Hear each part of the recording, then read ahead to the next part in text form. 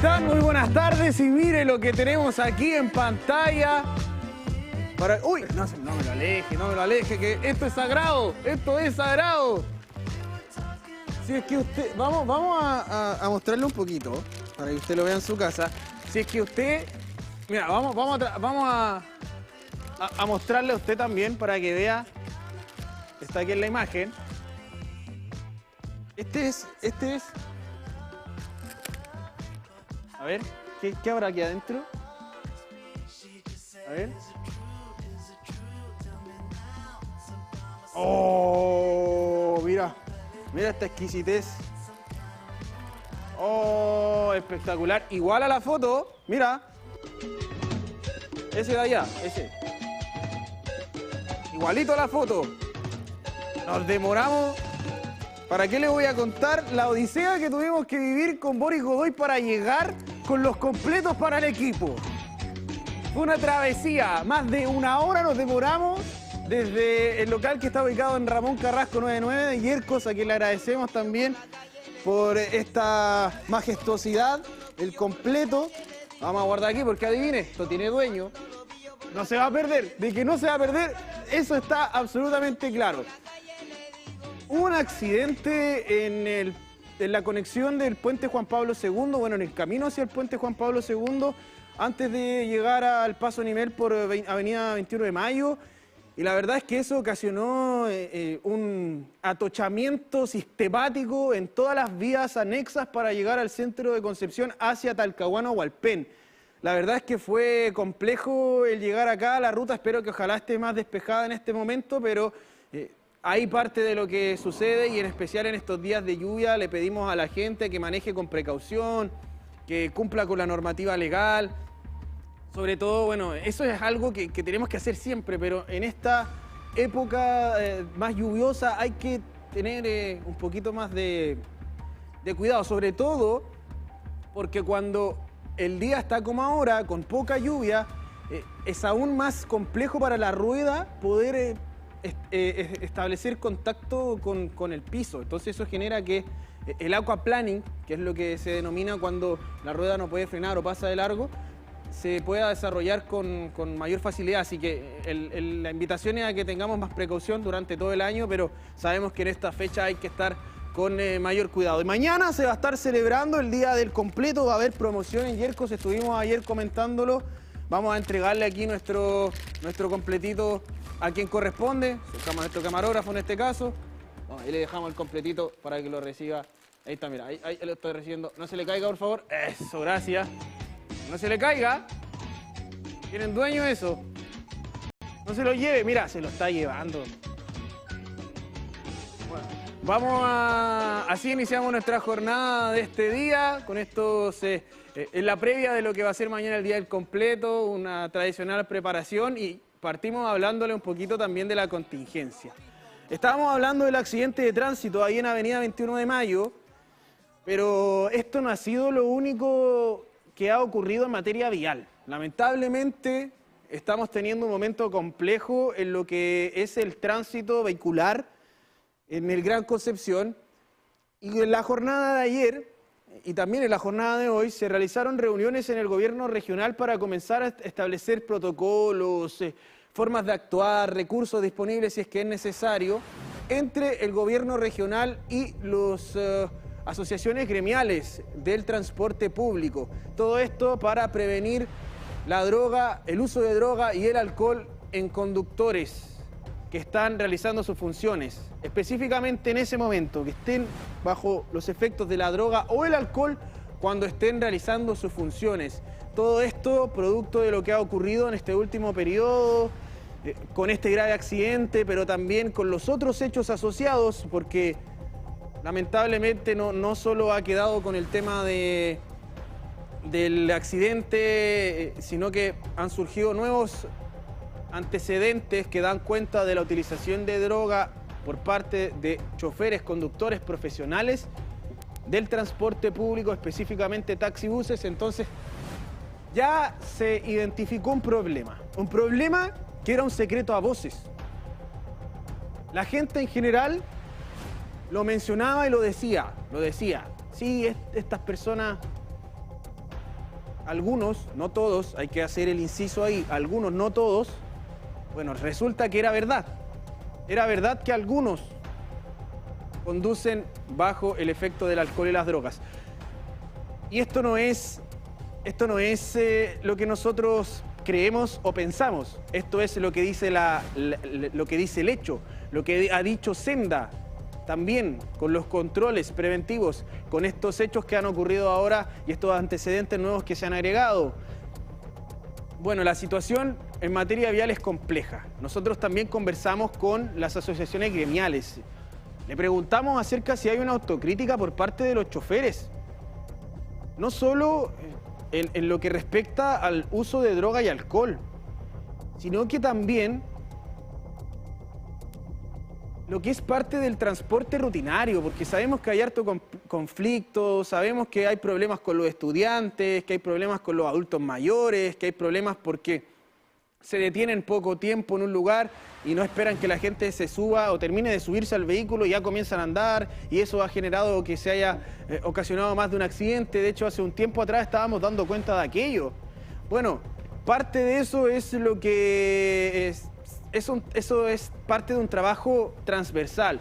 Qué bueno que se inicie por algo, pero hay que pensar ya la locomoción colectiva de los taxibuses acá en la región del Biobío desde otra perspectiva, desde otra mirada, porque la verdad es que es muy complejo y es muy difícil en general referirse positivamente a el uso diario de los taxibuses. Y eso es algo lamentable, deberíamos estar celebrando, deberíamos estar diciendo no, el uso del taxibús es importante para la región y está muy bien valorado, pero la verdad es que es al contrario. Y cuando le preguntamos por qué es lo que piensan las asociaciones gremiales frente a este parecer de la ciudadanía, la verdad es que no encontramos absolutamente ninguna respuesta, ninguna autocrítica de su parte.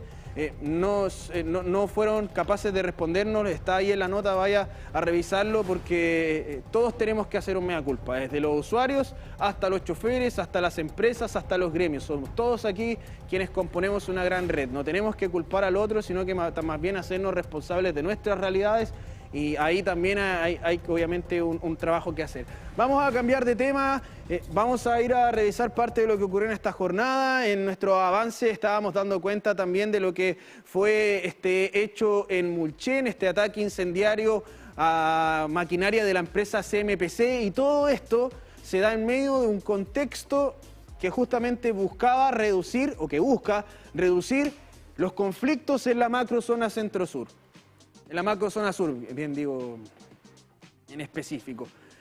Tenemos diarioconcepción.cl, presidente Boric informa propuestas de la Comisión Presidencial para la Paz y el Entendimiento. El mandatario dio a conocer las propuestas contenidas en el documento entregado por la Comisión el pasado 6 de mayo, entre las que se incluye un nuevo sistema de reparación de tierras, la realización de un nuevo proceso de consulta al pueblo mapuche, el fortalecimiento del programa de apoyo a víctimas de violencia rural y la creación de un nuevo órgano de asuntos indígenas de alta jerarquía y la elaboración y puesta en marcha de un plan de reactivación económica para las zonas de Arauco y Mayeco.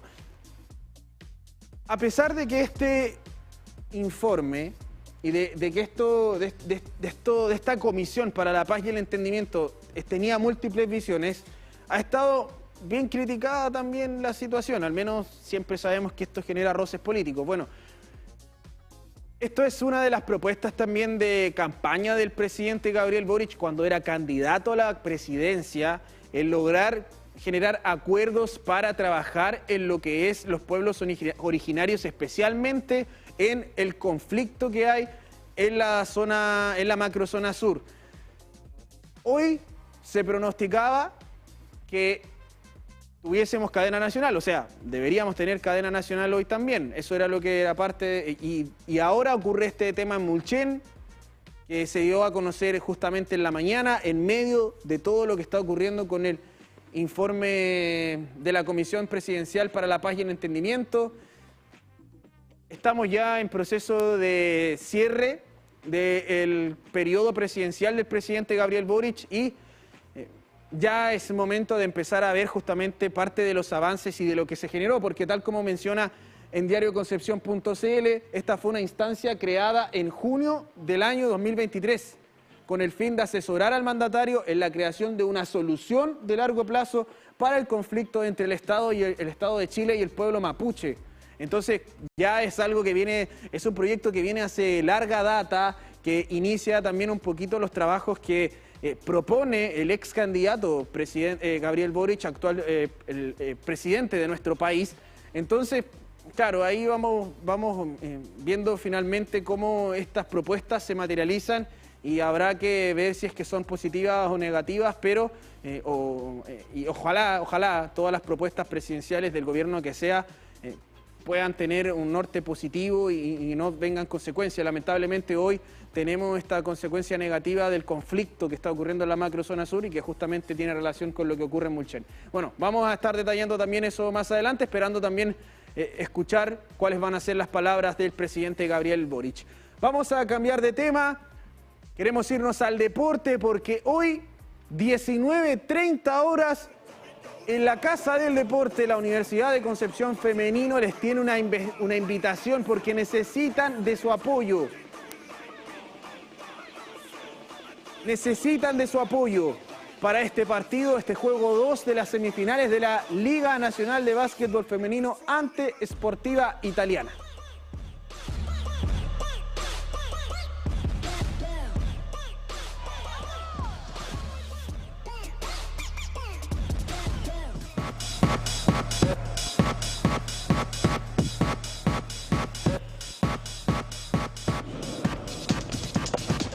Y las esperamos este viernes acá en la Casa del Deporte.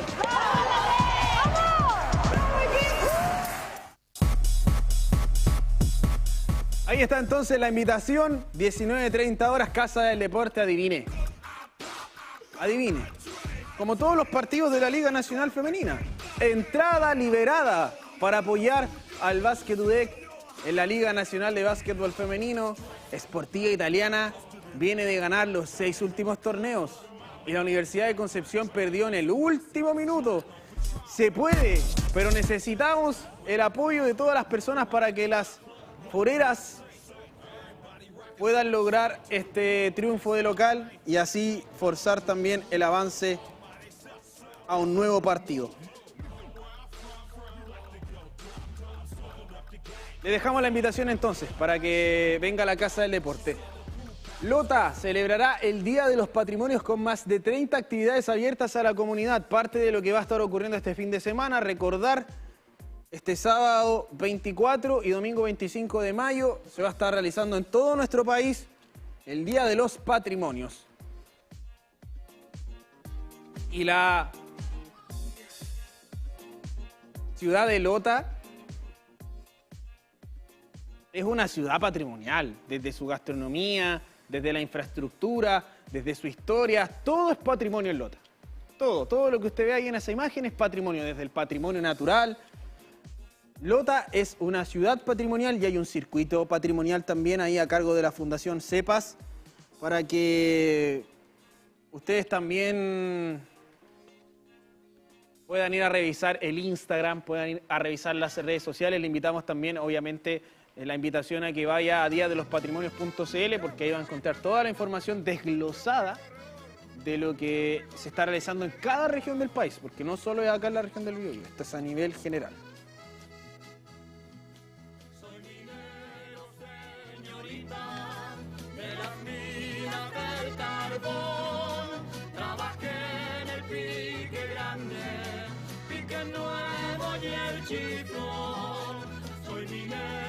Y con música patrimonial también, para acompañar nuestra jornada de viernes.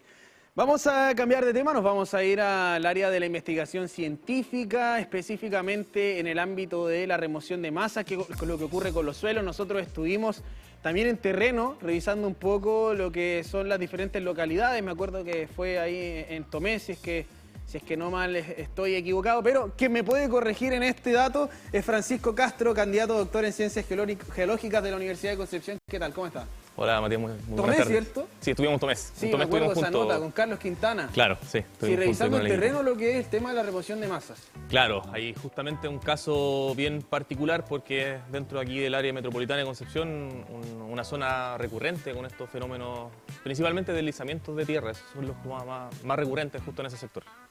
Cuéntanos un poco de cuáles son las características de por qué se da esto y ahora, en este último periodo, específicamente, bueno, con lo que está ocurriendo con el clima actual y con las cosas que están ocurriendo también en paralelo, hemos visto mucho más remoción. A nosotros nos tocó ver en vivo, captar una remoción de masa en el sector de Agüita La Perdiz. Estábamos ahí mismo, de hecho tuvimos que salir porque si no quedábamos, era justo la parte del camino que se estaba desprendiendo. ¿Por qué se está viendo más esto?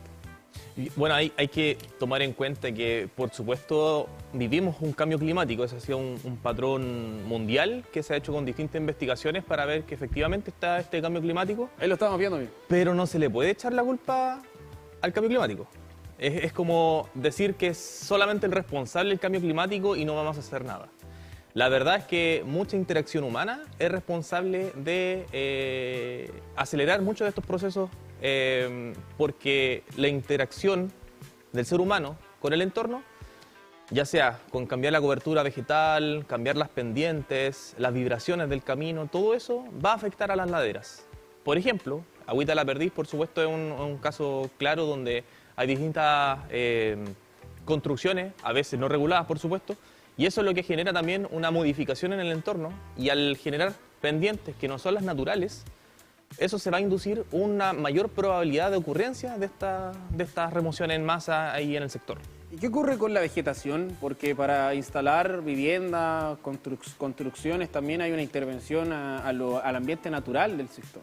Claro, las remociones en masa tienen que tomar en cuenta muchas variables a la vez. También se suelen ver desde el punto de vista multidisciplinar. No es que quede solo la geología, claro, solo la geografía, solo el ámbito de la arquitectura o de la ingeniería civil. Hay que ver todos los aspectos, por supuesto. En este caso hay que tomar en cuenta que, por supuesto, que al construir una área que tenga pendiente van a generar cierto aterrazamiento, cierto escalonamiento, pero siempre tiene que haber un método de soporte, de sostenimiento a aquellas laderas, con algún estudio técnico fundamentado, pero también una cosa es preocuparnos de que la ladera esté con ciertas características y otra, al instalar la casa, que haya algún control de las aguas lluvias para que éstas se canalicen de forma apropiada y no vayan directamente a afectar al cerro otra vez, y eso va a producir tal vez no una remoción en masa inmediatamente en el sector, pero sí las casas de abajo, como es la dinámica que está en la Agüita La Perdiz, donde hay muchas casas que están en una configuración escalonada. Y hay harta construcción en cerro acá, sí, en ladera de cerro sobre todo. Recuerdo un hecho que ocurrió en Talcahuano también. Esto se da mucho en nuestra región. Sí, tenemos que tomar en cuenta que, dada la historia que tenemos en esta región, muchos de los terrenos que ya son planos están ocupados. O incluso, bueno, viéndolo más históricamente hablando, muchos sectores que alguna vez fueron humedales, fueron rellenados, se utilizaron para construcciones. Y entonces la dinámica que tenemos aquí es que muchas personas están llegando a vivir al Biobío constantemente, particularmente a toda esta zona, esta metrópoli que nos encontramos. Entonces empezamos a ver una dinámica de mayor crecimiento de edificios, estos crecimientos de altura y, por supuesto, una presión hacia las laderas. Y las laderas es donde nos encontramos con esta alta pendiente y, por supuesto, es un desafío porque hay que hacerlo de una forma apropiada en este tipo de construcciones. Y ahí, ¿cuál es la importancia de lo que mencionabas antes, del tema de la multidisciplinariedad y poder realizar estudios geológicos para saber qué es lo que está ocurriendo? Si es que se quiere hacer una construcción ahí, cuáles son los principales problemas de los sectores. Primero hay que tomar en cuenta como los factores significativos para la formación de una remoción en masa. Las remociones en masa son todos estos movimientos gravitacionales donde hay caídas de rocas, deslizamiento de tierra, los aluviones, todo eso son remociones en masa. Aquí en la zona particularmente nos centramos más a los deslizamientos, ¿ya? Pero no quiere decir que no hayan de los demás. Al tomar en cuenta estos mecanismos, observamos las laderas y nos encontramos con factores condicionantes. Cómo está configurado el cerro, el tipo de roca, el tipo de suelo, si tenemos raíces, qué vegetación hay, las coberturas, la misma geometría o geomorfología de las laderas, entre otras características. Todo eso es condicionante, condiciona el terreno. Si lo viéramos como el típico diagrama de caja que algunos vieron en el colegio con física, o quizá los que estudiaron más vieron más detalles de eso, los vectores de esfuerzo y todo este sistema está en equilibrio mientras no se modifique. Pero existen mecanismos que lo modifican, que son los factores desencadenantes o detonantes. Y puede ser cualquier vibración que afecte esto. Por ejemplo, si tuviéramos un volcán cerca, eso va a generar vibraciones. Si tenemos una tronadura, también va a generar vibraciones y eso también va a modificar ese campo de esfuerzo.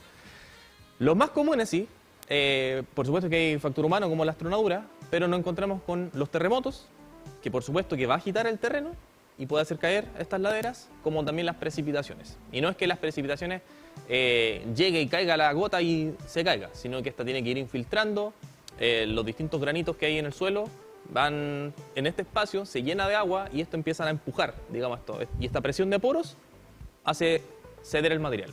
Tomando en cuenta eso, esto es el fenómeno físico. Pero nosotros estamos inmersos en un sistema donde si sacamos a los seres humanos, las remociones en masa ocurren igual. Pero nosotros estamos viviendo ahí. Y por eso es multidisciplinar.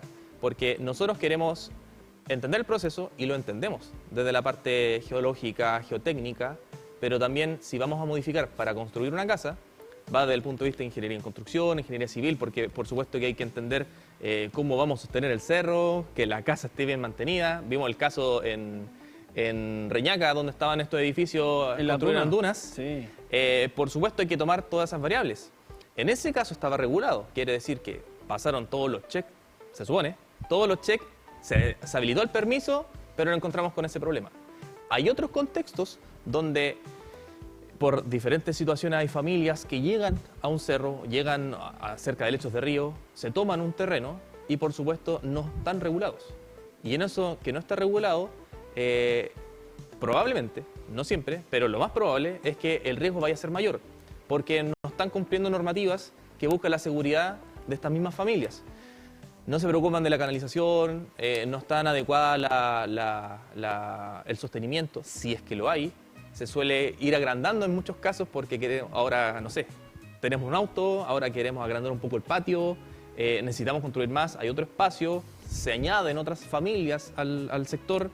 Entonces, es complejo porque hay una dinámica que, si bien el plan regulador la marca como áreas de riesgo, hay personas que van a vivir esos sectores y en algunos casos son conscientes y otros no.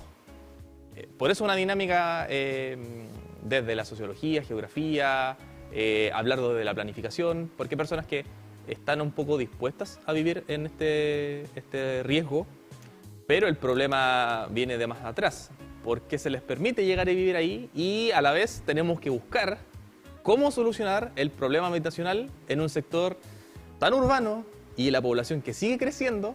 De alguna manera esta demanda necesita resolver estos asuntos, que no pase solamente por un geólogo que vaya a estudiar el cerro y listo. Yo entiendo el problema, pero necesitamos darle solución.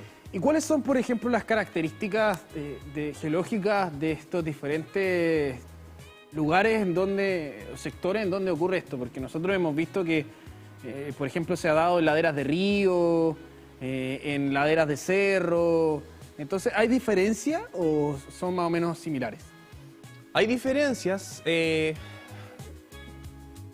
pero finalmente todo tiene que ver con la gravedad. Si tenemos pendientes altas también va a ser bastante probable que estos fenómenos ocurran. Si hablamos del centro-sur de Chile, nos encontramos con un clima que ha hecho evolucionar también, y a partir de una tectónica, terrenos que son altos, que están meteorizados, han generado suelos potentes, muy arcillosos. Hay varios casos que están asociados a fallas de aclasamiento, que son estas fracturas que hay en el terreno. Hay rocas propiamente tal que son estratificadas, que tienen discontinuidad, las rocas tienen planos de debilidad. Las foliaciones, cuando tenemos rocas metamórficas. Todo esto hace que hay que revisar bien los cerros, porque todo cerro es proclive a un proceso de remoción en masa de diferentes tipos. Y aquí nos encontramos una dinámica que hay potentes suelos, algunos de 3 hasta 10, 20, casos de 40 metros de suelo. Y estas configuraciones de los suelos hace que en algunos casos los más arcillosos la arcilla se comporta de forma plástica, como, jugamos como plasticina en el invierno y en el verano es dura. Eso hace que en algunos casos estas arcillas absorban agua, se hinchan, aumentan su volumen y claro, después si no se nos cae la ladera, vamos llegando al verano y estas empiezan a perder volumen y estos cerros se nos agrietan. Y claro, tal vez no se nos cayó nada, pero al invierno siguiente vuelve el agua, empieza a meterse en estas grietas y eso está generando planos de debilidad para que esto se vuelva a caer. Eso es como una dinámica bastante recurrente aquí en la zona. Y ahí son sistemas que interaccionan, o sea, está el tema acuático, está la composición propia del suelo, o sea, hay hartas cosas que interactúan para que se genere esto, porque a veces, como lo habíamos mencionado en un comienzo, tendemos a echarle la culpa como a uno, y la construcción, que son las casas, no, es que antes aquí había vegetación que sostenía el suelo, no, es que aquí ahora está lloviendo distinto, pero en realidad son múltiples factores los que generan y ocasionan esto. Sí, eso es la verdad. Hay muchos factores asociados. No quiere decir que no tengamos que tomar en cuenta quiénes son los responsables en cada situación. Hay que tomar en cuenta, asumiendo un cambio climático, hay que hacernos responsables de las cosas que sí podemos controlar. Hay cosas, eso no podemos echarle la culpa al cambio climático si sabemos que hay un mecanismo por precipitaciones que van cada cierto periodo y no limpiar todas las canalizaciones de agua lluvia. No tiene sentido, eso hay que hacerlo. Todos los años hay que hacerles mantenimiento y eso pasa a lo largo de todo el territorio chileno y a otros países también les pasa. El no limpiarlo, por supuesto, que va a generar un sistema de que colapse y posiblemente pasen casos como lo que ocurrió en Reñaca. También hay que tomar en cuenta de que hay responsabilidad hacia empresas, una forestal, por ejemplo, u otros fenómenos donde tenemos monocultivo.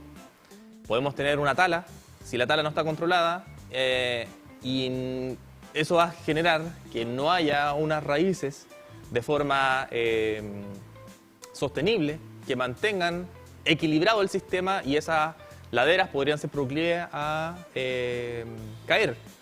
Lo mismo que si tenemos incendios forestales. Al ocurrir un incendio forestal, estamos sacando la cobertura vegetal. Un fenómeno, un gran problema, por supuesto, afectando de muchas maneras.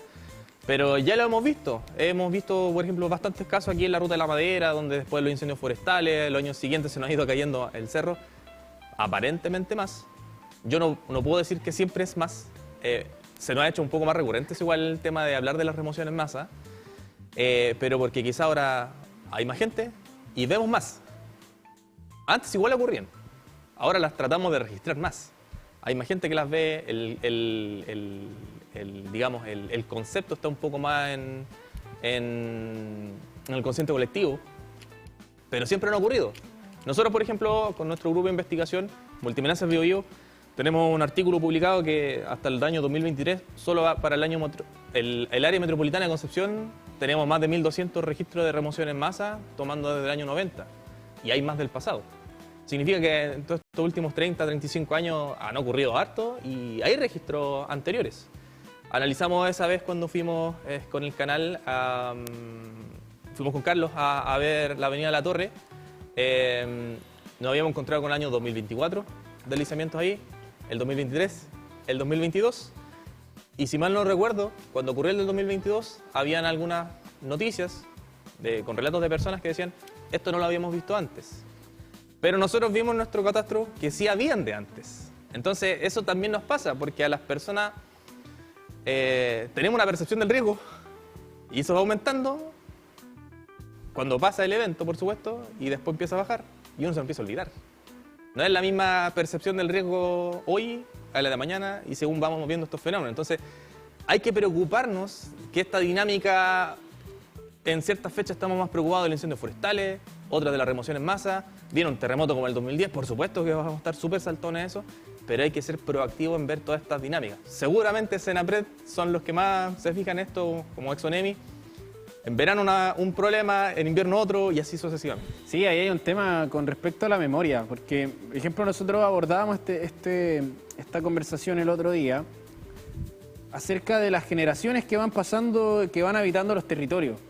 Cuando ocurre esto, por ejemplo, 2022 en adelante, o sea, ya hay pongamos que nace 2022, o sea, 2023 con problemas, 2024 con problemas, 2022, 2023, 2025 quizás con algún inconveniente, 2026 ya otra vez, pongámoslo, entonces ya van varios años en los cuales el subconsciente de esa persona va teniendo problemas con remoción en masa. Si es que fuese lo contrario, esa generación no tiene ese subconsciente, esa memoria colectiva de estar pendiente a la remoción de masa. Lo mismo que ocurre con el terremoto. Ya hay una generación de adolescentes a esta altura que nacieron en el 2010, que nacieron en el 2011, que nacieron en el 2009, que ya algunos de ellos ya son mayores de edad, que no tienen ese recuerdo tan vívido como los quienes sí lo vivimos el terremoto del 2010 por lo catastrófico que fue para la ciudad en particular, para las regiones que se vieron mayoritariamente afectadas, para las comunidades en particular. Entonces ya no tienen lo mismo, esa percepción del riesgo que sí tiene la gente que vivió ese terremoto y que sí tenía, por ejemplo, la gente que vivió el terremoto de Valdivia, por hacer un símil.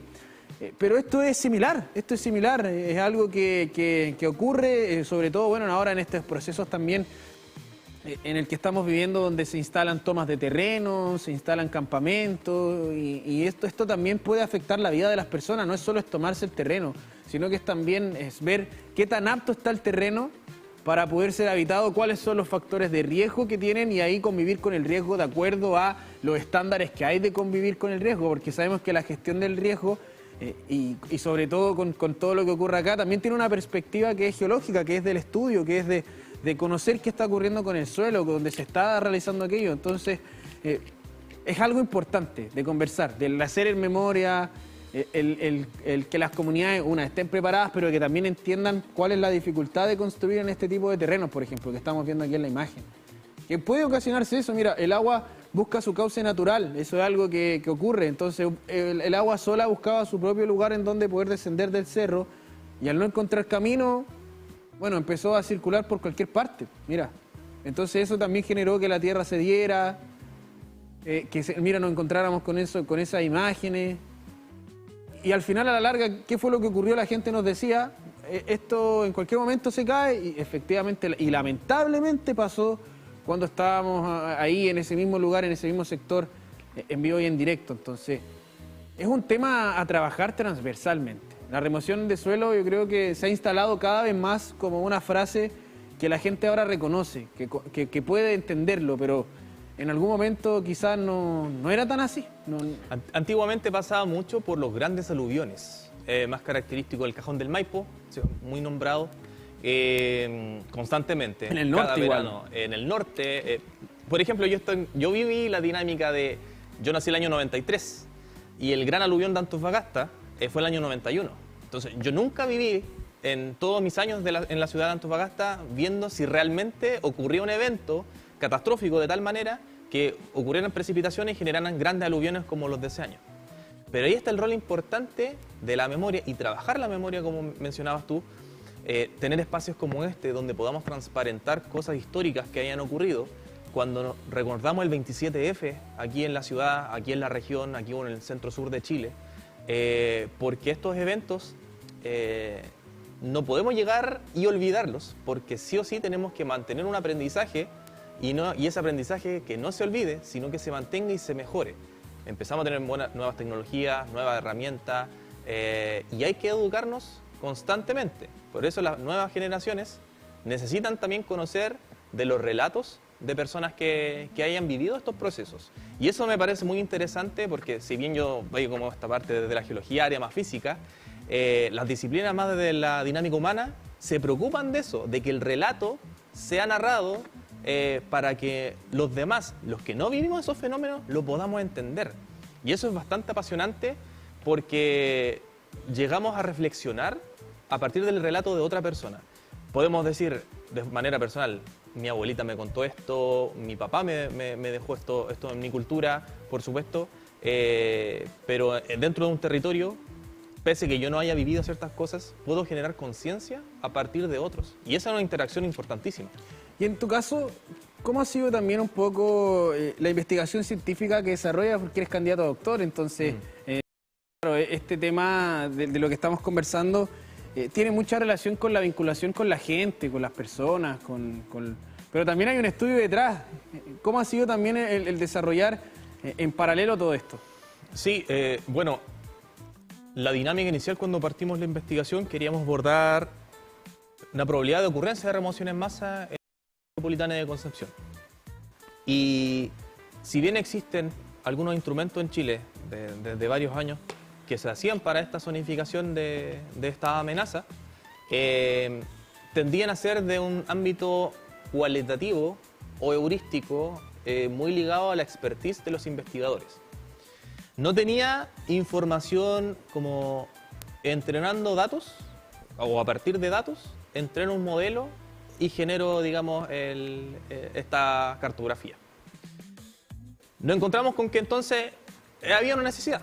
Hay que hacerlo de una forma cuantitativa y esta forma cuantitativa que fuera replicable, ya que cualquiera pudiera tomar los datos, los pudiera ocupar, por último cambiar el método, etc. Claro. Y los datos disponibles que tenía Cernagimin, por supuesto que era lo más importante, Cernagimin el que se hace responsable de estas cosas. Inicialmente tiene un catastro de informes técnicos con cierta zonificación en el territorio. Y el detalle es que son informes técnicos. Es como una zonificación, por ejemplo, decir aquí estoy en Higueras y este informe es de Higueras y está en una zona plana. Y uno abre el informe y claro, habla de las laderas que están en Higueras y de las remociones en masa que encontraron ahí cuando hicieron las visitas técnicas. Pero no era un inventario, que es el término que necesitamos nosotros los investigadores cuando usamos aproximaciones cuantitativas, porque yo necesito extraer parámetros cuantitativos de las laderas. Yo, por ejemplo, tengo este es el cerrito. Yo quiero, si ocurrió ahí el fenómeno, yo necesito que esté ahí para usar cualquier sistema de información geográfica y extraer las características de ese terreno, de las pendientes, de la roca, de condiciones de cómo las precipitaciones afectan la zona, cuál está, entre otras características. Pero claro, sí, con el dato específico. El dato específico. Claro, por para supuesto analizar que el dato. Es sensible a la escala. Claro. Ya siempre eso es sensible a la escala en las cosas de información geográfica. Pero muchos de estos informes ocurrían en áreas planas y tampoco eran tantos. Resulta que, por supuesto, es súper buen insumo porque va dependiendo de la aproximación y las necesidades que cada servicio tenía. Y tiene hoy en día. No les podemos exigir tanto más al servicio si son hartas áreas activas las que ven. Ojalá fueran solo remociones en masa las que ven.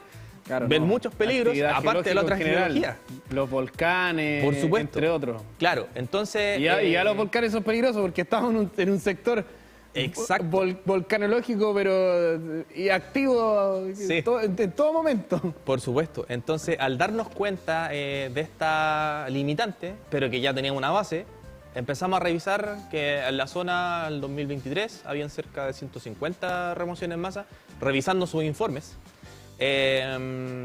Y seguía siendo poco a nivel digamos, como una base de datos robusta. Y empezamos a acumular datos con algunos practicantes, algunos tesistas de pregrado, y armamos un inventario de remociones en masa de más de 1.200 registros, del año 90 al año 2023. Y ya empezamos a tener una base de datos más robusta, considerando desde Tomé hasta Lota, hasta Santa Juana, Hualqui, Chihuayante. Y que se pudiese continuar trabajando. Y lo estamos continuando ampliando, trabajando. claro. Sí, de hecho ya tenemos algunos practicantes que tuvimos y tesistas que ahora están trabajando con el año 2024 y por supuesto seguir. Lo interesante de esto es que como geólogo siempre trabajé desde la geología, que me importaban los datos, ir a terreno, medir, pero aquí como está una dinámica tan humana, que por supuesto es un fenómeno físico, o sea, no es que hay un humano que bote el cerro siempre, hay casos. Hay casos. ¿Ya? Pero muchas veces está asociado a no está afectando un camino, está afectando casas y tienes que de alguna manera vas Ver qué está a buscar la ocurriendo, información y si fueran muy grandes, por supuesto que cualquier recurso de imagen satelital lo podemos sacar, revisamos las imágenes satelitales y listo, zonificamos la zona. Perfecto, tenemos el dato. Pero resulta que muchos de estos casos no son así. Claro, son en pequeños. sectores pequeños como lo que estamos viendo Son aquí. muchos, pero pequeños. Lo que Cerca ocurre en de- Hualqui, por ejemplo. En Hualqui, ahí son sectores, imagínense, son cuántos, unos 10, 20 metros de camino que se cae, entonces, claro. No tenemos productos satelitales a cada rato y ni podemos zonificar todo a puras fotografías. Como esa o imagen con que drones. estamos viendo ahí. Ese es un poco más grande. Claro, un poco más grande. Pero hay muchos más pequeños y hartos y afectan casas. Y eso de alguna manera necesitamos esos datos. para poder entender la mecánica, los mecanismos, los factores principales. Por supuesto, va a depender desde una zona muy amplia, como toda la región, o el área metropolitana, o la comuna de Tomé, la comuna de Talcahuano, y así. Porque no es que haya una fórmula perfecta en todo. Necesitamos los datos para ir entrenando los modelos, porque ocurre que, si bien hay geomorfología, geología que son similares, no son las mismas rocas. Las fallas, las diaclasas, la estructura no son iguales. Entonces hay que tomar en cuenta distintos factores, pero teniendo los datos, yo puedo probar un distinto modelo y me va a tirar resultados. Entonces, con esto tuvimos este inventario, probamos efectivamente, bueno, era un poco lógico, si mejoramos una base de datos más robusta, con mayor detenimiento, iba a generar mejor resultado. Claro. Y eso nos pasó con los resultados. Pero la base de esto es que seguimos con la investigación. Entonces, seguimos probando otros métodos y ahora incluyendo no solo la zonificación espacial, sino estamos aplicándolo una más temporal. Entonces, ahí vamos avanzando y por supuesto que los datos están en el artículo publicado. Pueden pedir los datos bajo el correo electrónico que está ahí disponible, que es el mío. y podemos, o sea, colaborativo. La idea es seguir avanzando con esto porque hemos recurrido a datos de prensa, datos de redes sociales, relatos de personas que nos contaron, mira, en el sector de por allá encontramos algo. Los mismos informes de Serena Geomín, que son bastante detallados, llegamos a terreno y a veces no hay nada. ¿Por qué? Porque nuestros cerros al año empiezan a reforestarse mucho los que tienen unas condiciones de suelo propicias para que crezcan rápido las plantas y no se ve ninguna cicatriz de deslizamiento. Pero necesitamos el dato. Claro. Y hay gente, justo vos vas, te encuentras en una cuadra, hablas con la persona, ah, sí, yo me acuerdo tal cosa, le muestras el informe, sí, yo me acuerdo. Y ese rato es importante. Es importante. Yo no tomaba tanto en cuenta desde mi disciplina antes el relato humano porque me formé muy cabeza de roca, le digo yo. Y al final esto se vuelve algo muy interesante porque somos las mismas personas y claro, el territorio es nuestro. La gente entonces, que vive ahí se vincula con su territorio y conoce su territorio y que es una característica también, lo que estábamos mencionando, y que sea parte de la memoria.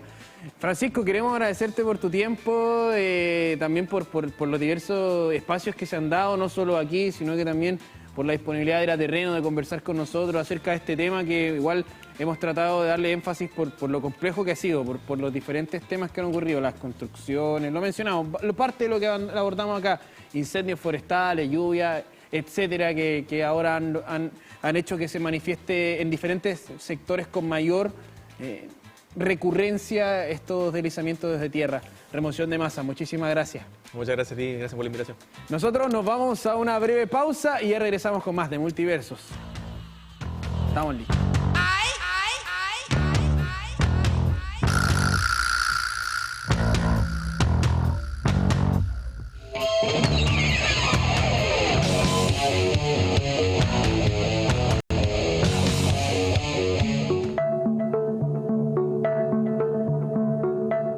Apolinaria García Cancino, soy profesora titular en la Universidad de Concepción y dirijo el Laboratorio de Patogenicidad Bacteriana.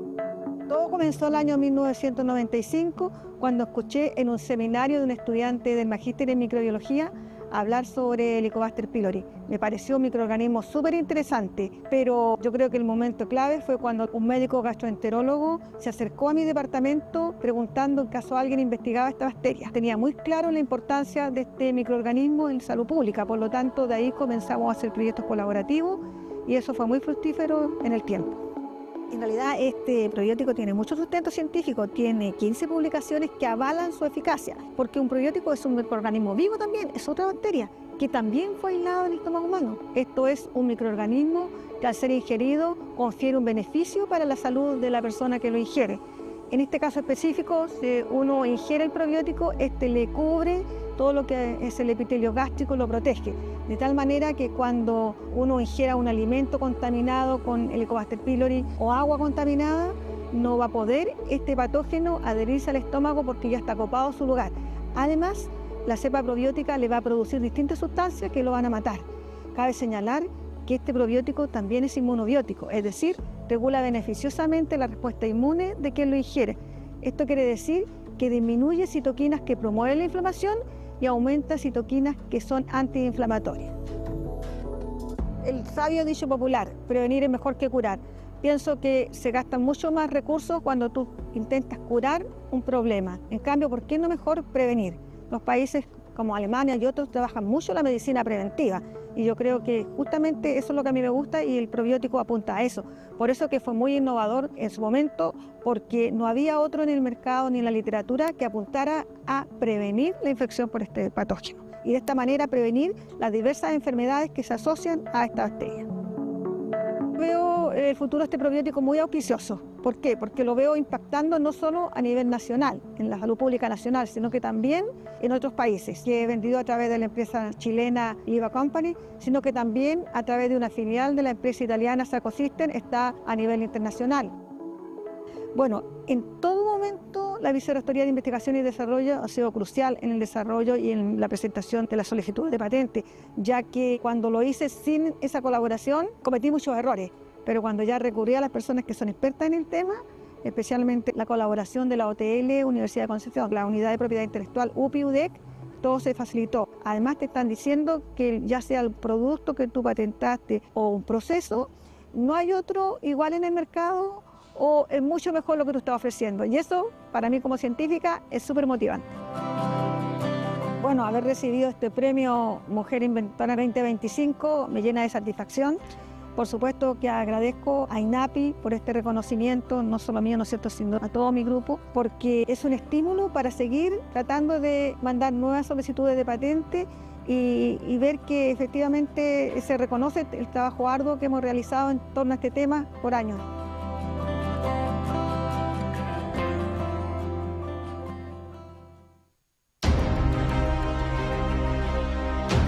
Las noticias de la región del Biobío en un solo programa. TVU Noticias Edición Central.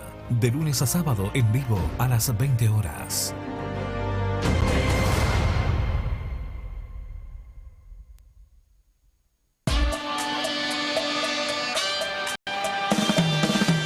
Conversa es con una agrupación que cumple 29 años de historia. Hoy la conversa es con La Fuerza. Hoy la conversa es con Star Wars Concepción. Sin duda queremos que conozcas sus historias, sus anécdotas y también cómo tú puedes ser parte de cada uno de ellos. Te invitamos a ser parte de la conversa todos los viernes, un podcast de Medios UDEC.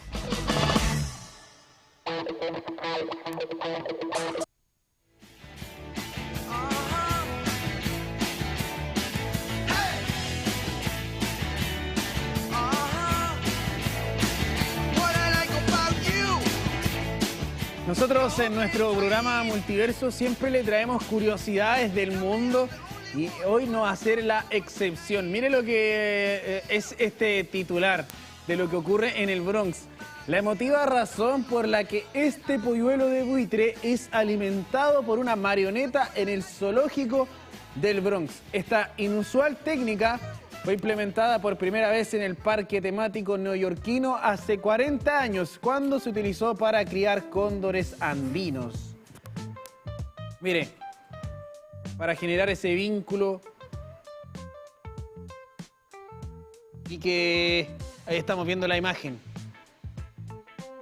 Según se informa desde el zoológico, este método desarrollado hace ya más de 40 años, o sea, 4 décadas, utiliza un títere diseñado para imitar a un adulto de la especie, lo que permite alimentar aves sin que identifique a los cuidadores como progenitores.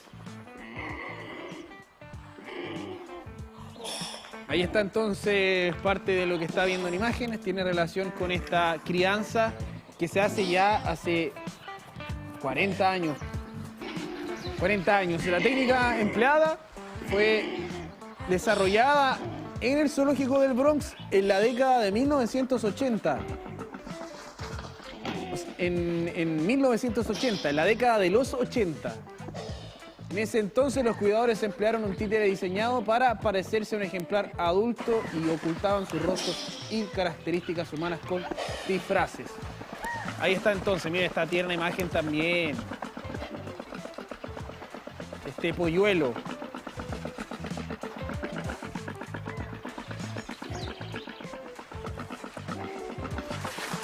Ahí está entonces parte de lo que está ocurriendo en Estados Unidos. Vamos a cambiar de tema. Nos vamos a ir a lo que es parte del circuito patrimonial. Y ya tenemos aquí a nuestros invitados de la jornada. ¿Qué tal? ¿Cómo están? Hola, buenas tardes, muy bien. Directamente desde el Cementerio General de Concepción nos acompaña Víctor Aravena Irribarra, Bendiego, dirección de la dirección de la extensión de SEMCO. ¿Qué tal? ¿Cómo están? Director de extensión de SEMCO, sí. Bien, buenas tardes. Aquí. ¿Vienen de un circuito?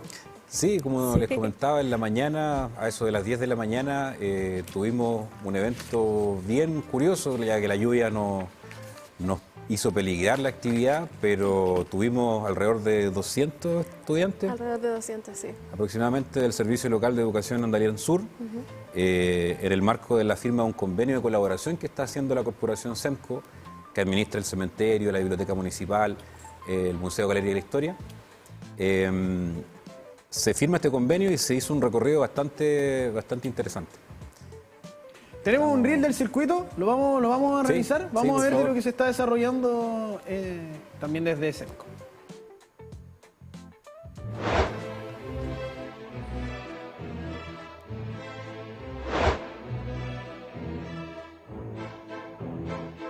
La necrópolis vuelve a la vida estos días de los patrimonios.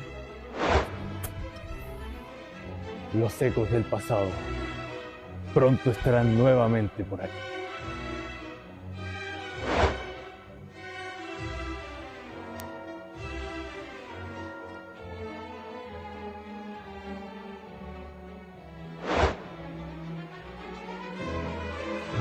Sumérgete en una aventura por la historia de nuestro territorio. Atrévete a descubrir que no todo finaliza con la muerte. Aquí algunas historias recién comienzan y muchas otras esperan por ser contadas. Nos vemos en la celebración del Día de los Patrimonios en uno de los cementerios más antiguos del sur de Chile. Este próximo 23 y 24 de mayo, tu historia será parte de esta historia. No te lo pierdas.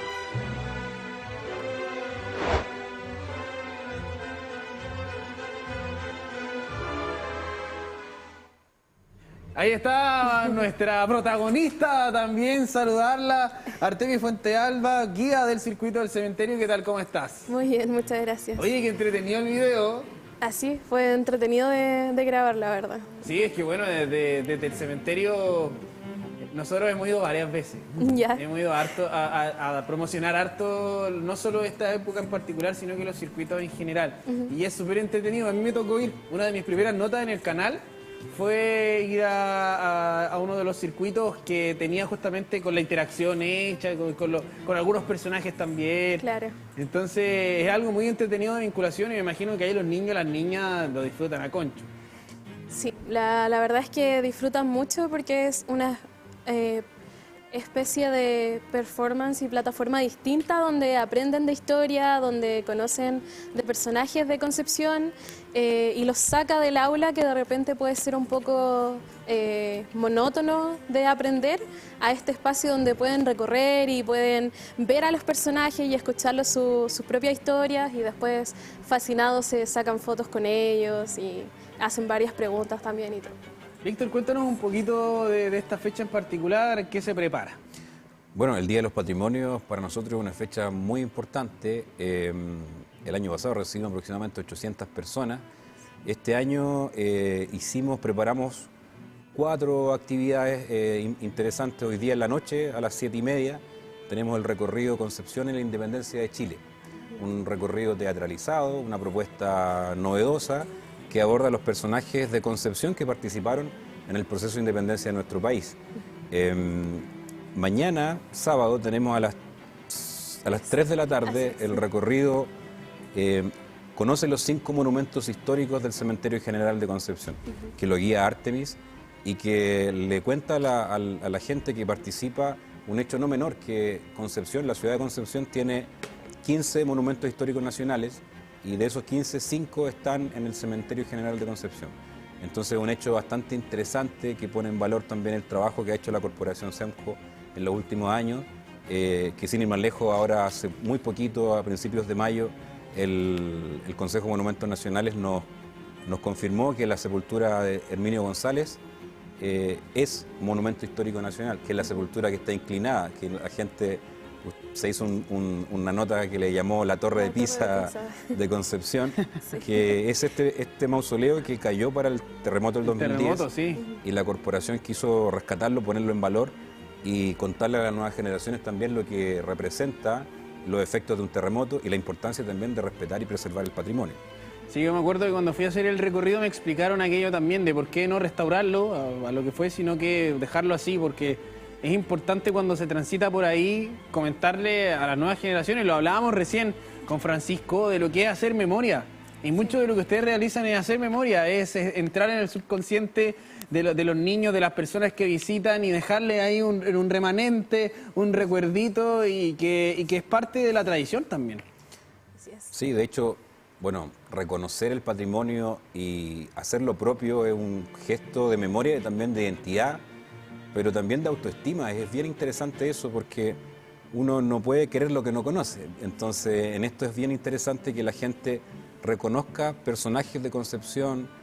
Ahí tenemos, por ejemplo, Guillermo Gran Benavente, que es, o algunos nombres de calle, Enrique Molina Garmendia también, que son personajes muy relevantes, que la gente los conoce por nombre, pero no sabe muy bien cuál es su historia.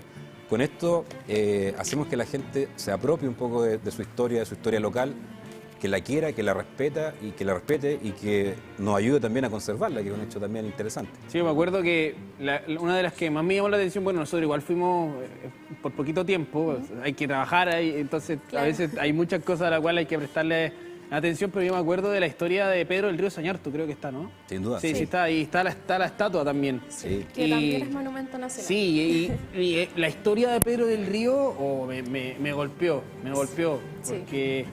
O sea, es fuerte y entretenida. Sí, yo no tenía idea y cuando fui para allá yo tenía alguna noción porque había ido al parque y en el parque está la casa y está el museo también, pero más detalles, conocer más detalles para mí fue impresionante, y no solo de él, sino de las otras figuras, pero en lo personal yo creo que cada uno se vincula porque son tantas historias y a mí me llamó mucho la atención lo que hizo, todo lo que fue su vida, su obra, por qué tomó las decisiones que tomó. Lo vemos, de hecho. Ahí está, claro, mira. Ahí está el monumento. No, y de hecho la escultura también simboliza aquello, como lo que es el relato de su historia. Claro, la representación igual de su pérdida y de su dolor. Pérdida. Sí. De hecho, la escultura que tú mencionas, que está hecha en mármol blanco de Carrara, que es bien interesante. De hecho, en la Facultad de Historia, una profesora de la Facultad de Historia de acá de la Universidad de Concepción, está estudiando la escultura para ver todos los elementos y los símbolos que están representados ahí, que dan cuenta de los viajes de don Pedro del Río Sañartu. Para quien no conoce su historia, don Pedro fue un acaudalado comerciante de 1800 de Concepción, que sufrió la lamentable pérdida de su esposa y de sus 2 hijos en 3 días consecutivos, a propósito de una epidemia de difteria que azotaba Concepción en un tiempo en donde las condiciones sanitarias no eran las mismas de hoy. Esa pérdida hizo que don Pedro tomara parte de sus recursos y se fuera a un viaje por el mundo a encontrar la aventura o la muerte finalmente. En esos viajes él empieza a recolectar esta baúl de curiosidades que finalmente hoy día es la colección del Parque Museo Pedro del Río Sañartu, que la gente pueda visitar de manera gratuita. Él fue un gran filántropo también para Concepción. Todo el territorio también. Exacto. Sí, la casa se hizo museo, el sector de la desembocadura del río y también lo que actualmente es la población que lleva su nombre, fueron donaciones de él. También aportó mucho a las escuelas básicas de Concepción. Entonces se entiende igual un poco el contraste de que a pesar de todo lo que perdió, él siguió aportando a la ciudad para mejorarla y para ayudar a otros. Sí, ese fue como lo que me marcó a mí, porque su dolor lo transformó, porque pudo haber hecho muchas cosas, pero él transformó su dolor en aventura primero. En aventura, claro. Y luego en filantropía. En filantropía para la región, porque por ejemplo, no sé si usted ha tenido la oportunidad de ver una momia egipcia. Claro. Alguna vez. No. Bueno, si usted va a la casa de Pedro del Río, va a poder hacerlo. Exacto. Pero poder vincular eso, que es parte de todo lo que ocurre en Concepción, y por ejemplo, ver esta estatua, entender lo que llevó a Pedro del Río a que esté todo eso disponible. Entonces, como que lo que me pasó a mí es que hice un vínculo.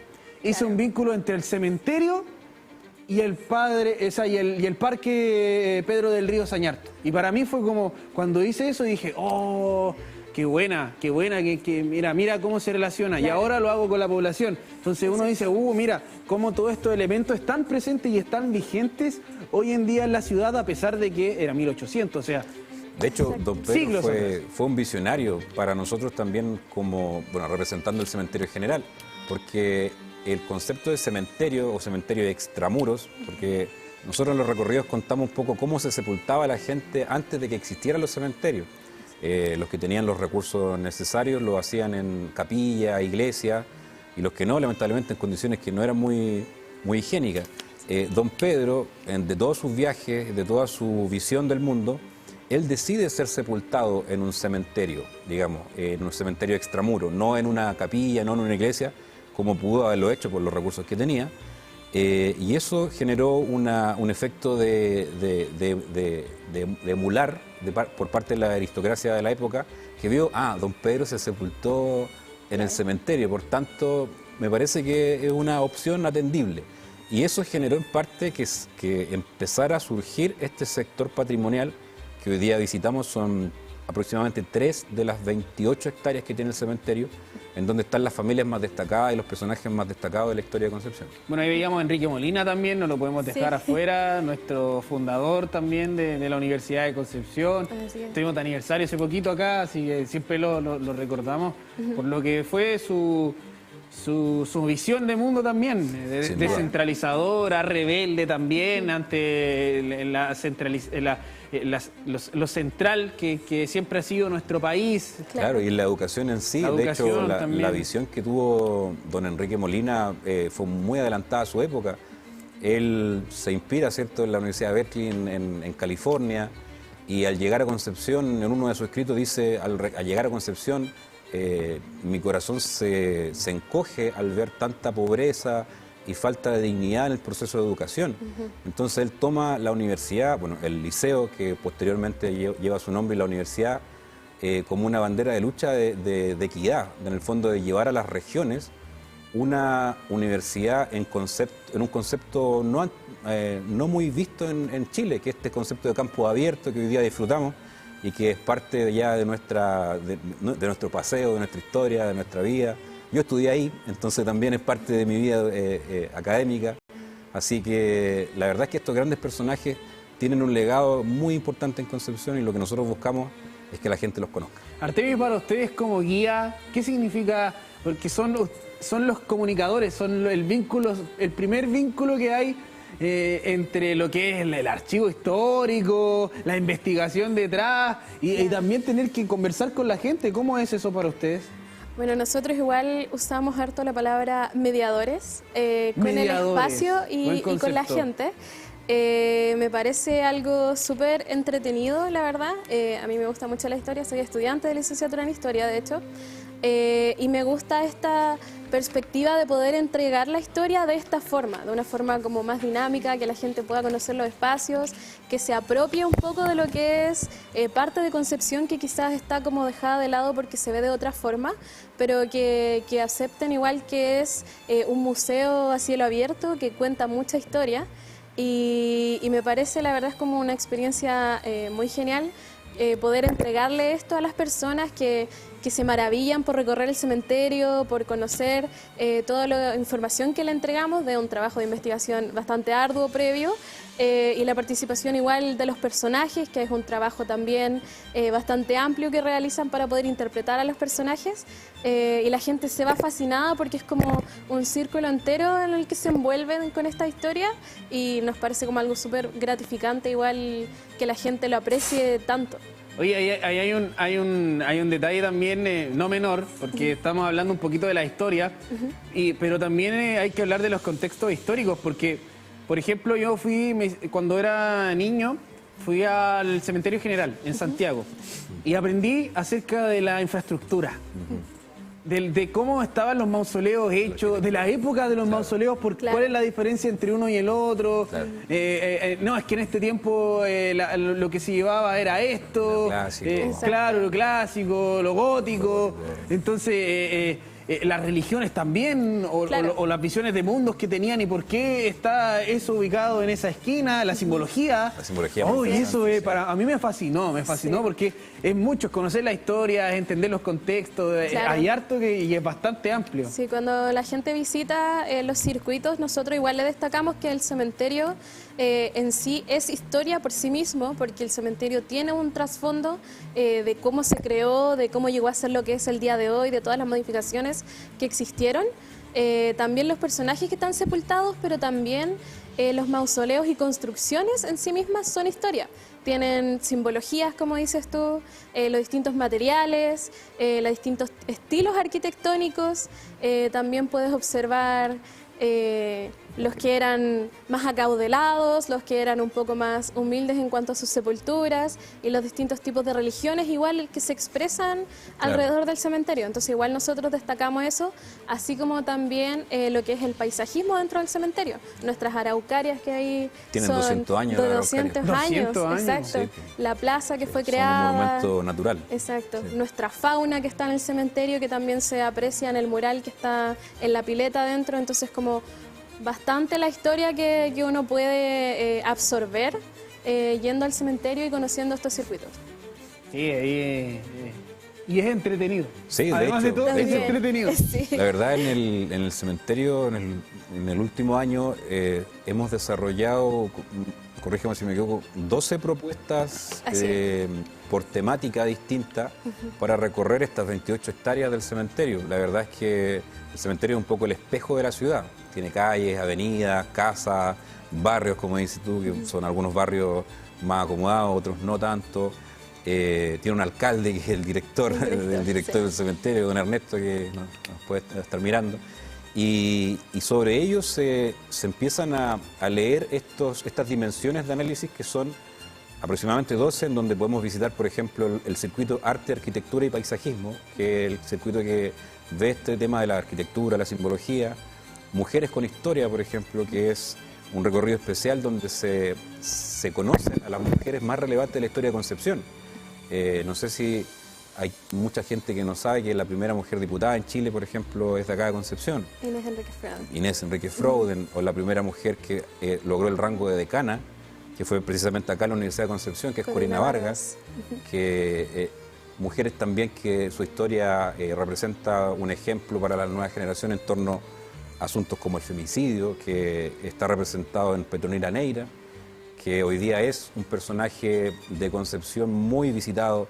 Este hecho ocurrió en 1910 y a la fecha uno visita su animita y todavía hay luces, hay velas prendidas, hay adornos nuevos, hay placas nuevas. Entonces el patrimonio, por paradójico que suene, en el cementerio está más vivo que nunca y nosotros trabajamos todo el año por este proceso. Las propuestas que hoy día les presentamos en el recorrido del Día de los Patrimonios es teatralizada, pero todo el estudio que está detrás es un estudio muy profundo sobre la historia de Concepción. Nuestra temporada oficial parte en septiembre para los que quedaron afuera, porque de verdad que han sido muchas personas que lamentablemente no obtuvieron su ticket para poder asistir hoy. Mira, vamos a revisar aquí el Instagram del Cementerio General de Concepción, porque le tenemos una noticia alegre, claro, buena y mala. Depende si alcanzó cupo o no. Claro. Los circuitos del 23 y 24 de mayo se encuentran agotados. Pronto se anunciará nueva fecha. Todo esto parte del Día de los Patrimonios, que se va a estar conmemorando este fin de semana. Así que rápido, me imagino que se fue sumamente los rápido. cupos. Sí. Sin mentir, 40 minutos duraron las entradas, y que no son pocas. Bueno, hemos recibido aproximadamente 400 mensajes de personas que nos han preguntado, que no alcanzaron. Claro. Pero acá nosotros tenemos que llegar a un equilibrio entre la difusión que hacemos de la historia y el respeto también y la conservación de nuestro patrimonio funerario. Entonces hemos pensado, planificado, que no es posible recibir a 1000 personas como quisiéramos, porque la verdad es que el espectáculo no es el mismo, o sea, la calidad del espectáculo baja y se puede estropear alguna sepultura, que tampoco esperamos que eso ocurra. Por tanto, son 150 aproximadamente los cupos que pusimos a disposición por recorrido, Y como les digo, en septiembre la temporada oficial comienza nuevamente en temporada estival y ahí pueden visitarnos todos los que quieran y ahí, ahí lamentablemente es con un precio de entrada, que eso es producto de la autofinanciamiento. Es la temporada. Ahí se inicia la temporada. Entendemos que este es el Día de los Patrimonios, por ende... Es gratuito. Es gratuito. Claro. ¿Qué Bad Bunny?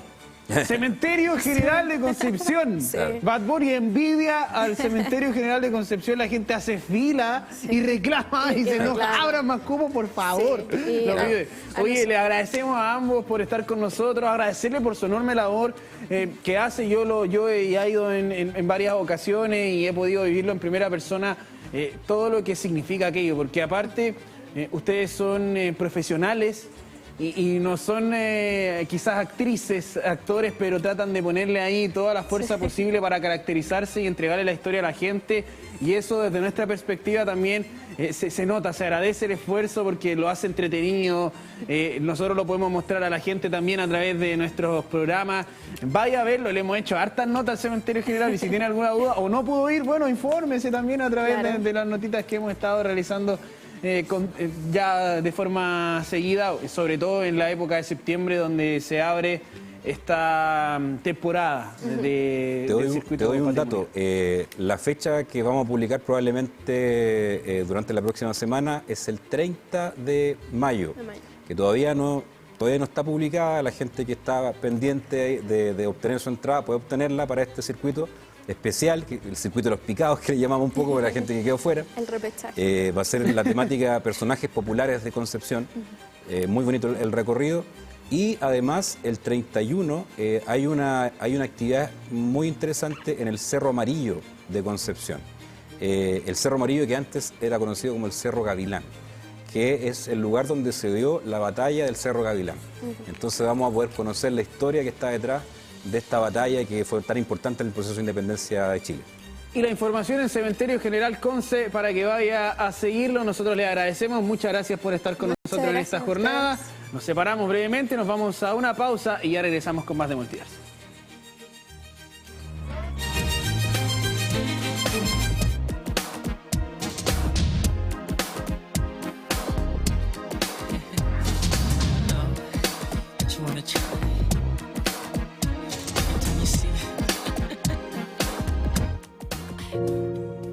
Yo trabajo en la UDEC.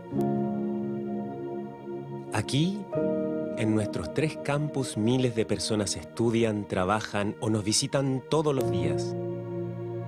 Para que todo funcione bien, cada una y cada uno de nosotros cumplimos una tarea esencial. Somos más de 5.000 personas que hemos hecho nuestra vida en la universidad. Hemos forjado amistades, hemos visto crecer a nuestras familias y a nuestros estudiantes. Es verdad que hay días complicados, días en que los años o el clima pesan, pero siempre, siempre encontramos una motivación para dar lo mejor de nosotros mismos. En estos días celebramos a compañeras y compañeros que cumplen 25 o 30 años en la universidad, porque ellos nos inspiran. Somos herederos del esfuerzo y sacrificio de hombres y mujeres que han mantenido a una universidad como referente nacional por más de 100 años. Más de 100 años aportando al país, formando profesionales de excelencia, generando ciencia para el bienestar y el desarrollo de la sociedad, creando obras de arte monumentales y protegiendo espacios naturales de conservación. Más de un siglo explorando las estrellas, los bosques, los desiertos y el mar.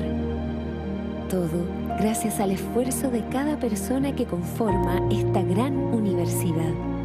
Hoy, en el Día del Trabajador y Trabajadora Universitaria, es un buen momento para reconocernos, saludarnos y felicitarnos por todo lo que hacemos. Pero especialmente por formar parte de una gran comunidad, cuyos integrantes trabajan codo a codo para vivir un mejor mañana. Feliz día a todas y todos nosotros. Feliz día a las trabajadoras y trabajadores UDEC.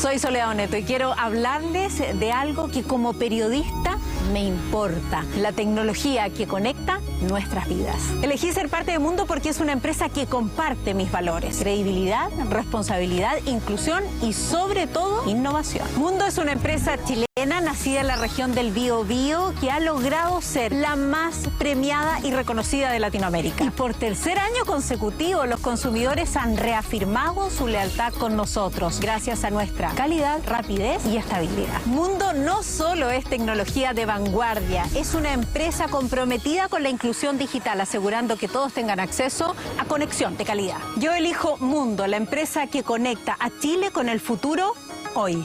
Conócenos en tumundo.cl. Innovación, tecnología y compromiso al alcance de todos.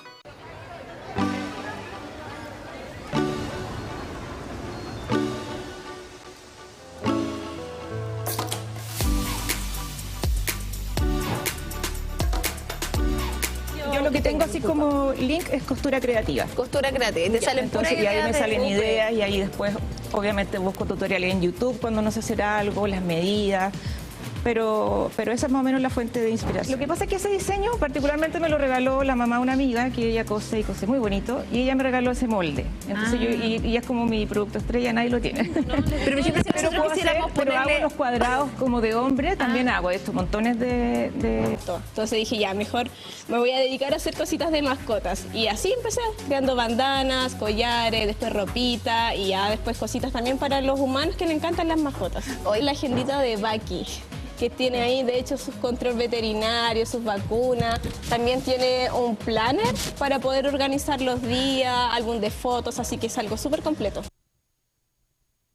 Les quiero mostrar lo que es nuestro emprendimiento, que es un emprendimiento de cosmética natural en base de algas.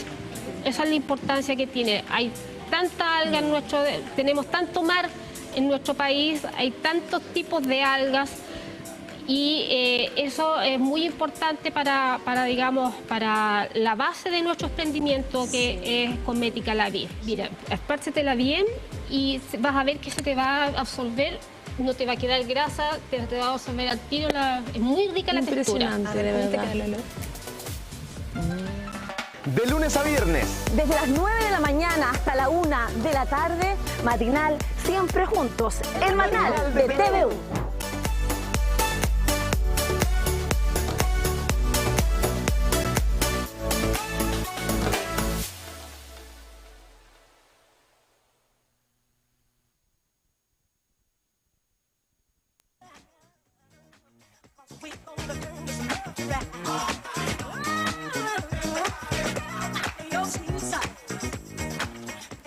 Regresamos para conversar en torno a la innovación y a la educación escolar desde la perspectiva científica, y estamos junto a César Álvarez Morales, quien es director ejecutivo de CICAT. ¿Qué tal? ¿Cómo está? Hola, buenas tardes. Le acompaña también Cristian Espinosa Lizana, director ejecutivo de Explora Biobío. ¿Qué tal? ¿Cómo está? Bien, ¿y tú, Matías? Todo bien, muchas gracias. Y también Palmenia Male Ormeño, docente del Liceo Industrial de Tomé. ¿Qué tal? ¿Cómo está? Hola, buenas tardes. Bien, ¿y usted cómo está? Todo bien, muchas gracias. Qué bueno. El día martes pasado tuve la fortuna de acompañar a Natalia Quiero, está la nota ahí disponible, de Diario Concepción, y nos encontramos con lo que nosotros denominamos una pauta bien entretenida, porque había mucho en el entorno. Mira, ahí está, la tenemos en las imágenes. Había mucha gente, mucha interacción, se estaba preparando todo en ese momento, y todo esto que usted ve aquí en la imagen tiene una relación con Explora Biobío. César, cuéntenos un poquito de qué se trata esta iniciativa, cómo nace y cómo llega también a lo que estamos viendo aquí en las imágenes. Gracias, Matías. Sí, efectivamente, Explora Biobío es una iniciativa que promueve el Ministerio de Ciencias, Tecnología, Conocimiento e Innovación, y que en el caso de nuestra región es llevado a través del CICAT, del Centro Interactivo de Ciencias, Arte y Tecnología, que lo que busca es promover a través de diferentes iniciativas, transmitir el conocimiento, la ciencia, la tecnología en las comunidades escolares desde primero básico hasta la enseñanza media, a través de iniciativas como la que tuvimos el martes recién pasado con investigación e indagación científica, ya donde el equipo de Explora Biobío pudo, digamos, trabajar con diferentes comunidades escolares, 23 comunidades de 23 comunas, digamos, de la región del Biobío, y poder trabajar en torno a proyectos que los mismos participantes, las mismas comunidades escolares proponen y que postulan, ¿no es verdad?, después de una selección, y tienen la instancia y la oportunidad de poder participar y poder llevar a cabo estos proyectos que lo que buscan es recoger su experiencia educativa, la experiencia de la comunidad, porque estamos hablando de uno de los pilares fundamentales que busca inculcar y también promover la Universidad de Concepción, la vinculación con el medio, y a partir de ello poder promover proyectos de indagación científica recogiendo su experiencia educativa y por supuesto transmitir esta experiencia a sus propias comunidades, a sus propios entornos. Cristian, cuéntanos cómo funciona Explora, cómo es este proceso del que nos comenta César también, de lo que es postular, realizar investigación también, de poder empezar a hacerlo desde una etapa temprana. Bueno, como se verán en la imagen, es muy entretenido. Para nosotros este es el primer hito de lanzamiento de las actividades de Explora. Y sobre todo, siempre elegimos esta iniciativa de investigación e innovación escolar como el puntapié del nuevo proyecto que se va a ejecutar en estos 2 años, en la cual se expresa y se visualiza lo que todos esperamos de los resultados, las metas que necesita del proyecto, que es este espacio de vinculación entre la comunidad educativa y la comunidad científica. Y nos unimos ambas comunidades en torno a una problemática, es decir, el fortalecimiento principalmente de la ciencia y la tecnología a través del modelo de competencias científicas del Explora. Entonces este es un evento inédito, único en la región del Biobío, que sucede en todas las regiones y particularmente en la región del Biobío, una de las más grandes. Por toda la trayectoria de ejecución del proyecto Explora a la mano de la Universidad de Concepción, la cual tenemos la suerte de, bueno, y también la dificultad de tener muchas postulaciones, pero también los cupos o los espacios bastante acotados. Pero aún así logramos impactar más de 500 estudiantes, solamente en esta jornada participaron más de 450 y la particularidad versus otros encuentros que hacemos y lo diferencial con respecto a otras regiones, que aquí en este espacio es un equipo de investigación o de innovación que está acompañado por su docente líder, que aquí está la profesora Parmenia, una de las participantes de ese encuentro, pero también tuvieron una asesoría científica, es decir, en ese mismo instante los proyectos quedan bien articulados, quedan bien formulados para que sean coherentes y factibles en el desarrollo durante el año. Palmenia, justo, que lo estamos ahí relacionando. Sí. Cuéntenos un poquito acerca de lo que es también ser una docente líder y de cómo se desarrolla este proyecto desde la perspectiva ya y de la vinculación de los estudiantes con Explora. Bueno, el trabajo de Explora con los docentes es un trabajo importantísimo. Para nosotros como profesores, bueno, yo soy profesora de enseñanza media, pero esto abre muchísimas perspectivas en cuanto al trabajo científico. Pertenezco al Liceo Bicentenario de Excelencia Industrial de Tomé y mi liceo es técnico profesional. Entonces, el área científica queda un poquito a veces como relegado, por decirlo, claro, ya porque hay otras competencias que se busca desarrollar en un estudiante de TP. Pero la ciencia le permite al estudiante generar competencias que le van a servir en todo aspecto. Por lo tanto, cuando nosotros trabajamos con proyectos Explora, potenciamos eso, ¿ya? Y tenemos estudiantes que desarrollan habilidades que no tan solo son científicas, sino que también son técnicas. Entonces, tenemos un estudiante que se prepara de mejor forma. Y eso lo permite Explora. Yo como profesora estoy pero fascinada con el trabajo que estoy haciendo en Explora, porque ha abierto para mí muchas puertas, ya de capacitación, perfeccionamiento, encuentros. He aprendido lo que no aprendí en mucho tiempo. Y más de eso, yo he logrado con mis estudiantes abrir perspectivas. Exacto. Tengo estudiantes que cuando llegaron el año pasado a trabajar en el proyecto, no tenían la capacidad de poder conversar, comunicarse. estaban tímidos, no desarrollaban todo su Habilidades potencial, sociales, claro. Ya, entonces, no tan solo desarrollamos competencias científicas, sino que también desarrollamos habilidades blandas cuando Integral, ellos trabajan. sí, claro, ellos ahora pueden conversar, pueden exponer. Nos dieron la posibilidad de presentar nuestro proyecto el año pasado en un congreso interregional en Talca, en la Universidad de Talca, y yo fui con 2 estudiantes y yo misma me sorprendí de la capacidad que ellos tenían para poder trabajar. ¿Ya?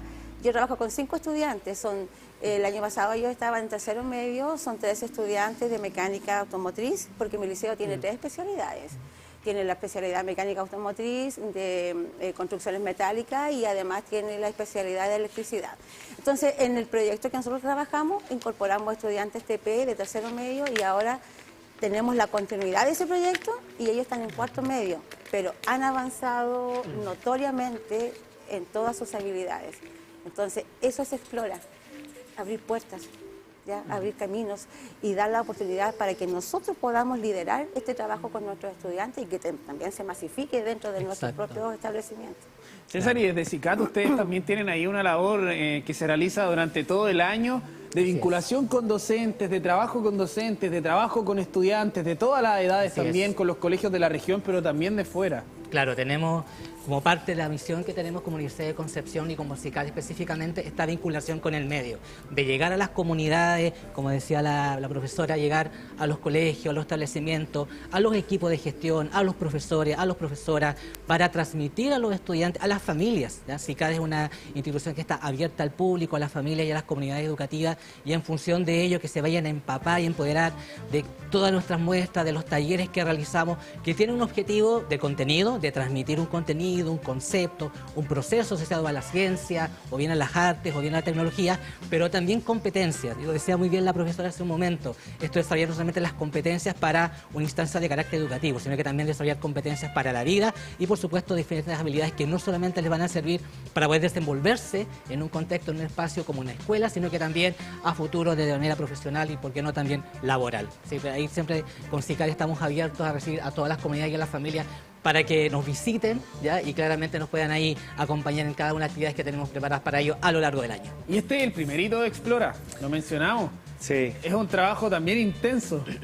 Es muy intenso porque significa articular la dificultad primero, reunir más de 400 estudiantes en un mismo encuentro y más encima lograr articular que asistan un científico o una científica por cada equipo de investigación. Y eso es una orientación que lo tenemos particularmente en la región del Biobío porque tenemos unas características regionales que tenemos mucho... La academia está muy involucrada. Sobre todo la Universidad de Concepción, que tiene tantos centros de investigación, claro. Abordan todas las disciplinas que se abordan principalmente en el Ministerio de Ciencia, pasando desde la arte y la humanidad hasta terminando a la ingeniería. Y en ese sentido, nosotros, un encuentro así como esto, nos llena de vitalidad, nos llena de energía para poder seguir planificando los otros eventos formativos que no solamente son con estudiantes realizando investigaciones e innovaciones, sino que también desde las primeras edades, que ya vamos a empezar con esa iniciativa donde capacitamos a educadoras de las 33 comunas de la región del Biobío en pos de desarrollar actividades de ciencia y tecnología, ciencias sociales, humanidades, bueno, de todos los tipos de disciplinas en las jardines y sala cuna. ¿Y cómo es la recepción del estudiante en general de participar, de ir? ¿Cuál es la sensación que queda después cuando se conversa? Porque aquí estamos trabajando, pero ya después cuando llega ese momento como, oh, qué bacán, qué bonito poder tener esta oportunidad. Sí, ellos, bueno, cuando ya saben que hay un encuentro, empiezan, bueno, yo tengo un equipo de 5 estudiantes. Bueno, los voy a nombrar porque ellos ahora tienen que nombrarnos. Claro. ¿Ya? Le mandamos un saludo también. Sí, ahí. Los chiquillos, Luis Benimelis, está también Lucas Jiménez, Andrés Gutiérrez, Juliano Chandía y Carla Vaso Alto. Y ellos son 5 estudiantes muy comprometidos con los proyectos. Entonces, cuando hay un encuentro, no pueden ir los 5. Entonces comienza quién va, quién no va, y ahí ya, bueno, no tanto. En realidad ellos deciden quiénes van a participar como para que vayan un poquito equilibrados, quién fue, quién no fue, y así van. y ellos se entusiasman, o sea, hay que estar a tal hora están, con uniforme, hay que llevar esto, entonces ellos están dispuestos a todos para poder venir. ¿Y dónde va a ser? Y ahí vámonos temprano, y después que estuvo bueno, que estuvo entretenido, entonces para ellos los encuentros presenciales son pero muy un evento que esperan con mucho entusiasmo. Después de eso quedan motivados, ¿ya? Y esta vez, el martes cuando nos juntamos, tuvimos un encuentro con nuestro asesor científico, ya, don Luis Montoya, que es un ingeniero civil químico de la Universidad de Concepción. Y él trabajó competencias con los chicos, plantear preguntas, bueno, la observación crítica, plantear preguntas, generar hipótesis, ya plantear también una forma de experimentar lo que ellos estaban como proyectando en su tema. Y ellos se mostraron de una faceta que yo tampoco conocía en ellos, planteando cosas, entonces quedaron tan motivados que se fueron con muchas ganas de empezar luego el proyecto. Nosotros igual quedamos motivados. De conocer en qué están trabajando. Le dejamos la invitación para que pueda venir con el grupo un día. ¿De verdad? Sí, pues en vivo. ¿Y usted sabe cuál es nuestro tema? Lo firmamos al tiro, no. Pero estoy intrigado, quiero conocer cuál es su tema. Bueno, nuestro tema el año pasado fue la divulgación del hidrógeno verde. Mire. Como una propuesta, claro, como una propuesta. Nosotros hemos hablado harto de hidrógeno verde. Bueno, estamos entonces en sintonía. Claro, estamos en sintonía. El año pasado con el equipo hicimos mucha divulgación. Bueno, esto no partió solamente porque yo lo haya, iniciado, sino que la corporación de estudio a la cual pertenece mi liceo, que es de la Cámara de la Producción y Comercio de Concepción, se motivó para poder capacitar a los profesores. Para poder darle continuidad, claro. Entonces nosotros nos capacitamos y luego como que quedó un poco stand-by la cosa ahí. Y cuando se dio la posibilidad de generar proyectos, tomé esa posibilidad y empecé con un grupo y ahí estamos en ese tema. Este año estamos trabajando ahora la continuidad, que es los procesos químicos que están asociados al hidrógeno verde. Entonces, perfecto. Por eso estamos trabajando con un asesor que es del área de la química. Entonces le dejamos la invitación desde ya. Muchísimas gracias, la vamos a tomar. Ya, perfecto. Y producción, al final le vamos a... La vamos a poner en pausa, así que estamos comprometidos. Cristian, antes de despedirnos, nos quedan poquitos minutitos. ¿Tenía algo que decir? Sí, netamente se ven los videos ahí. Todos los estudiantes, niños, niñas y adolescentes sentados por más de 2 horas trabajando directamente con su asesor científico, y eso es muy gratificante ver la motivación expresada en estos videos. En que la concentración que hay. Claro. Y no se pararon. No.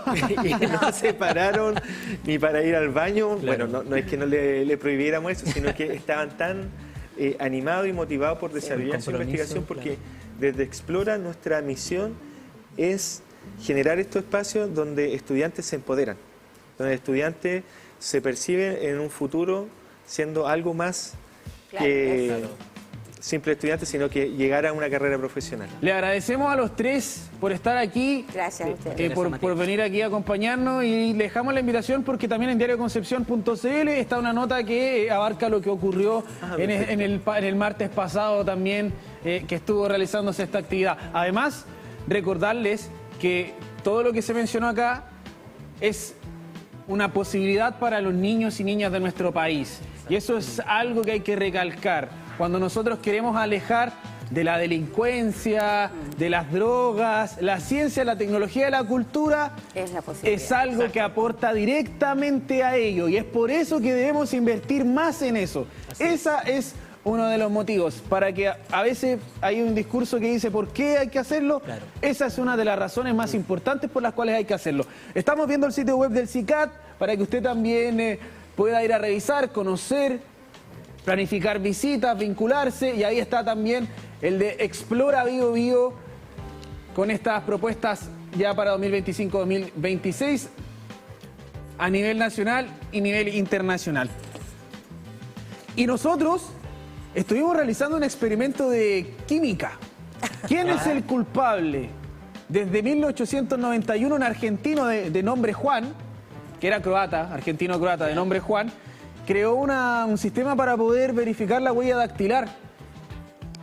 Queremos agradecerle a los tres por visitarnos en esta jornada. Queremos agradecerle también a ustedes por su sintonía en este día viernes. Nos reencontraremos el próximo lunes. Los dejamos con lo que fue parte de nuestra conversación con el doctor Patricio Morales del Departamento de Polímeros de la Facultad de Química de la Universidad de Concepción. Que tenga un muy buen fin de semana, descanse, aproveche también este Día de los Patrimonios.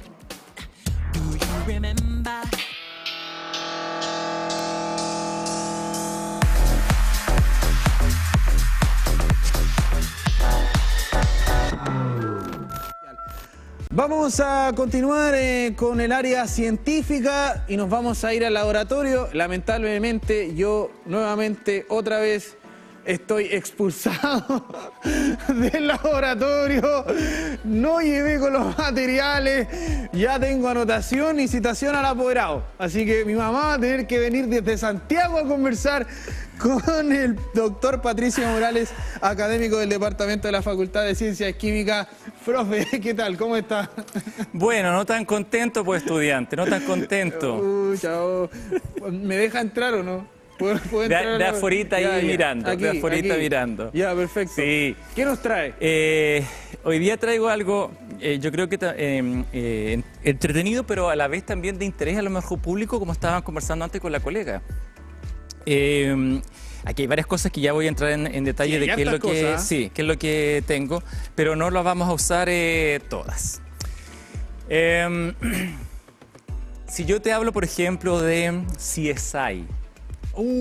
¿Te la veías? Sí, fanático. CSI, sí, ya. Sí. Miami, sí. Ya, CSI Miami. Sí, ¿la viste toda? Sí, vale. Sí, fanático. Bueno, CSI, criminología, ¿no? Son inmediatamente como, creo yo, a investigar, pero no el área científica. Claro. Sino que a investigar quién fue, ¿no? Entonces, en la química forense, que le llaman, hay una parte de ella que se dedica a utilizar reactivos o productos químicos para encontrar evidencia en una escena del crimen, por ejemplo. Y las más clásicas que hemos visto siempre en la televisión es la huella vegetal, como le digo yo, ahí, la huella digital, ¿no? Entonces ahí buscando huellas digitales para saber quién fue, ¿vale? Bueno, esto de las huellas digitales se le ocurrió en el año 1889, si no recuerdo. 91 creo, ¿no? 1891, sí. A un argentino croata de apellido, ahí ayúdame con el apellido que no recuerdo el... Bucetich. Vale. Él dijo... Juan. Sí. ¿Verdad? Juan, se llama Juan. Juan, sí. Juan Bucetich. Sí, porque él era inmigrante croata. Argentino, y después llegó a Argentina y ahí se adquirió la nacionalidad. Entonces, por lo tanto, es prácticamente argentino.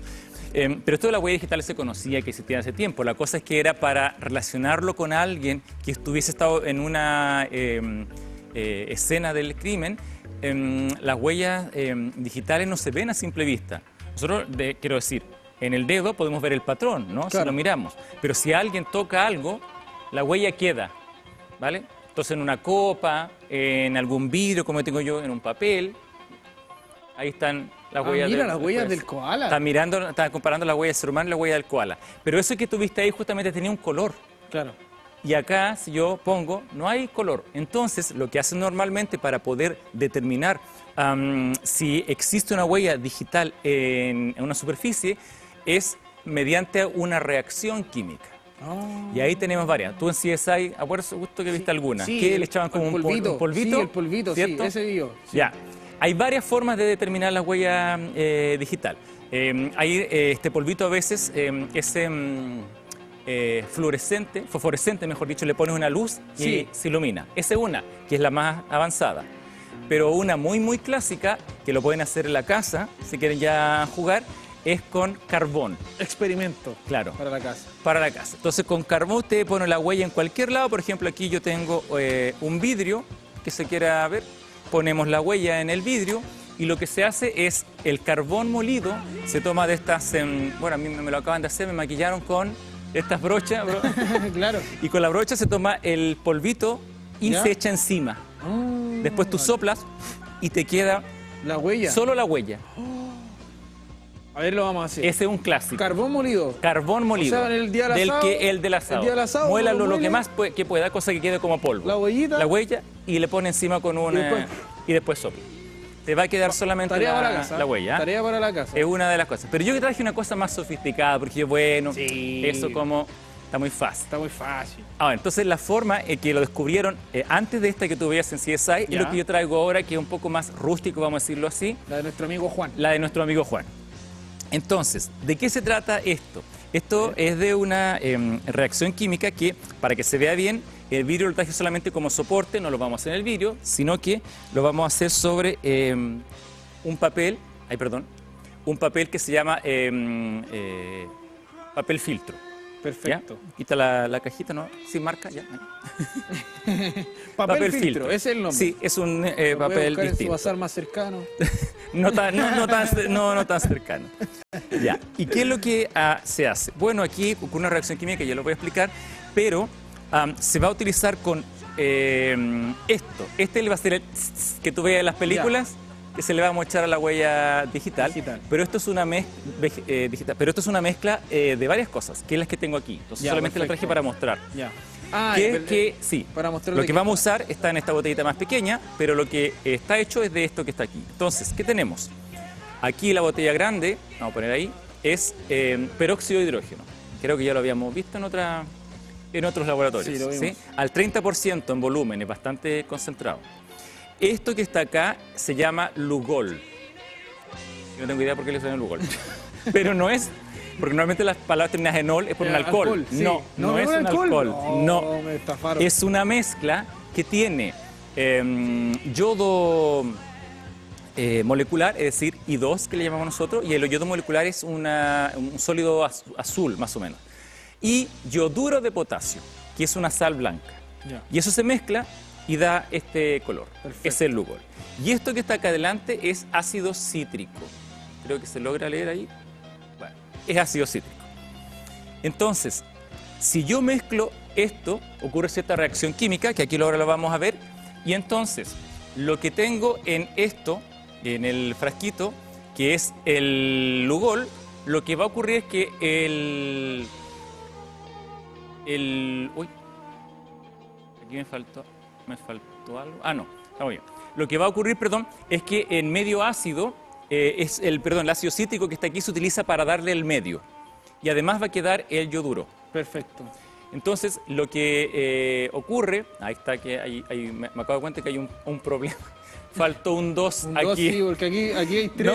No, porque ahí está el agua. Claro, ahí está el agua. Faltó el agua oxigenada. Claro. H2O2. Estaba Perdón. buscándolo. Por eso yo decía, ¿por qué hago? Vale.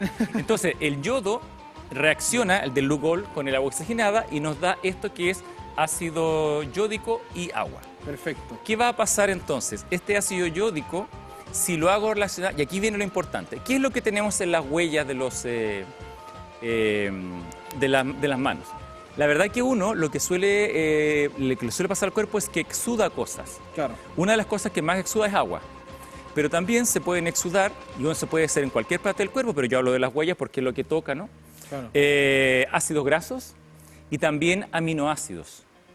Entonces, ¿qué es lo que pasa? Que esto, que es el ácido yódico, puede reaccionar con un aminoácido. Yo aquí puse el más simple, glicina. Y entonces, al reaccionar el ácido yódico, te da dióxido de carbono, te da agua y te vuelve a dar el yodo que estaba del inicio. Y también se libera nitrógeno. O sea, descompuso el aminoácido. ¿Vale? Y la gracia entonces es que deberíamos ver que nuestra huella, o donde marcamos, se pusiera de este color. Vale. Naranjo, café. ¿Ya? Pero, aquí viene lo importante.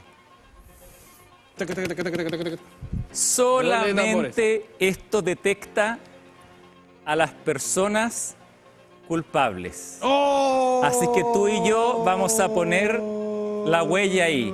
Y vamos a ver a quién le aparece la huella. No puede ser. A quien le aparezca es culpable de algo. Ya, a ver. Yo estoy libre. ¿De polvo y paja? Sí, y corregimos la gráfica. Ahí vale, aparece. muchas sí, gracias. Porque si no... Sí, bueno, ahí No hay que nos ver, no nos daba. Ahí está, para que la gente lo vea, la Sí, reacción. ahí está, perdón. Ya. Ahí está. Vale, muchas Yo gracias. estoy libre. Tú dices que estás libre Sí, de polvo y paja. puedo ir al estrado. Sin necesario. Así de seguro. Así de seguro. Ya vamos a ver entonces, vamos a ver. Si vale. no, que me condenen por perjurio. Eso aprendí en CSI. A ver. Ya, entonces ponte por acá Ya. detrás, eso sí lo vamos a hacer. Espérate, déjame poner. Para no tocar esto. Ya. Tu dedo índice, ¿sí? Me decían, fróteselo aquí, profe, Sí, detrás, porque aquí. hay hartas sí, cosas. Sí, sí, harta- siempre tenía problemas con la huella cuando era niño y me dijeron sí, que esto acá era, hay esto era una sí, buena ya. técnica. Entonces lo vamos a poner tú en esa esquina y yo en esta. Ya. Marcado, ahí, lo más posible. Ya, perfecto. Hay un buen rato para que se pegue todo lo que se tenga que pegar. Ya. Vale, despegamos ahora y no se ve nada, No, nada. ni una cosa. No, Entonces nada, ahí yo les puedo mostrar para que vean Bueno, que a ver. esto, Que no está mintiendo. no estoy mintiendo, nada. No, nada. Entonces ahora vamos a echar esta mezcla, que es la que acabo de decir, en un recipiente, que es este tubo, y entonces se va a impregnar todo de esto y entonces va a crear una atmósfera de lo reactivo y eso debiera justamente llegar al papel. Vamos a ver. ¿Y por qué no directo? ¿Ah? ¿Por qué no es directo? No, porque si no, como tiene agua, Ah, se se moja. humedece, ya, Entonces lo entiendo. único que tiene que llegar no es el agua, son los vapores del yodo. Perfecto. Entonces aquí, como me enseñaron ahí en el laboratorio, solo secamos ahí con una toalla nomás. ¿Vale? Y aquí vamos a ver si ocurre o no ocurre. Tiene que... Hay que esperar Apareciendo 5 la- minutos. 5 ¿Ya? minutos. 5 minutos, ¿eh? Vamos a darle ahí. Matías, ansioso, ¿no? Tengo ansiedad, tengo ansiedad. Tiene ansiedad. Ya, ahí vamos a esperar. Entonces, vamos a ver que resulte, por favor, que resulte, porque aquí, antes de... Hasta ahora hemos estado perfectos Sí, con los experimentos. Vamos a ver entonces que resulte. ¿Ves algo o no? Uy, algo parece. ¿Algo parece? ¿Algo parece? No Sí, digas ya. nada, no digas Ya, nada. no voy a decir nada. No digas nada, No voy a no decir digas nada todavía. Vamos a rellenar aquí un poco, ¿ya? Ya. Primero que todo, antes que se me olvide, esto nuevamente es gracias a nuestros laborantes, nuestros técnicos analistas que siempre me ayudan en esto y de hecho aquí me ayudaron mucho porque después yo lo dejé. A ver, ustedes sigan experimentando si es que les resulta porque, ¿vale? No me resultó tan bien. Me dijeron, sí, profe, mire, ya lo hicimos. Entonces a Janet, a Carolina y a Pablo, por favor, del laboratorio, saludos y muchas... Un aplauso para los chicos también. Aplausos, aplausos. Que aportan. No Oye, un podríamos aplauso, venir con el equipo. aplausos. Podríamos venir con el equipo un día. Sí, los voy a traer para que acá, digan, ellos son los culpables. Sí, exacto. Cuando no funcione. Sí. Cuando no funcione el experimento, ahí lo Caras visibles. Ahí lo traemos. Caras visibles. Claro. Ellos fueron. Ellos fueron. Me gustó, fíjate. No, son súper buena onda.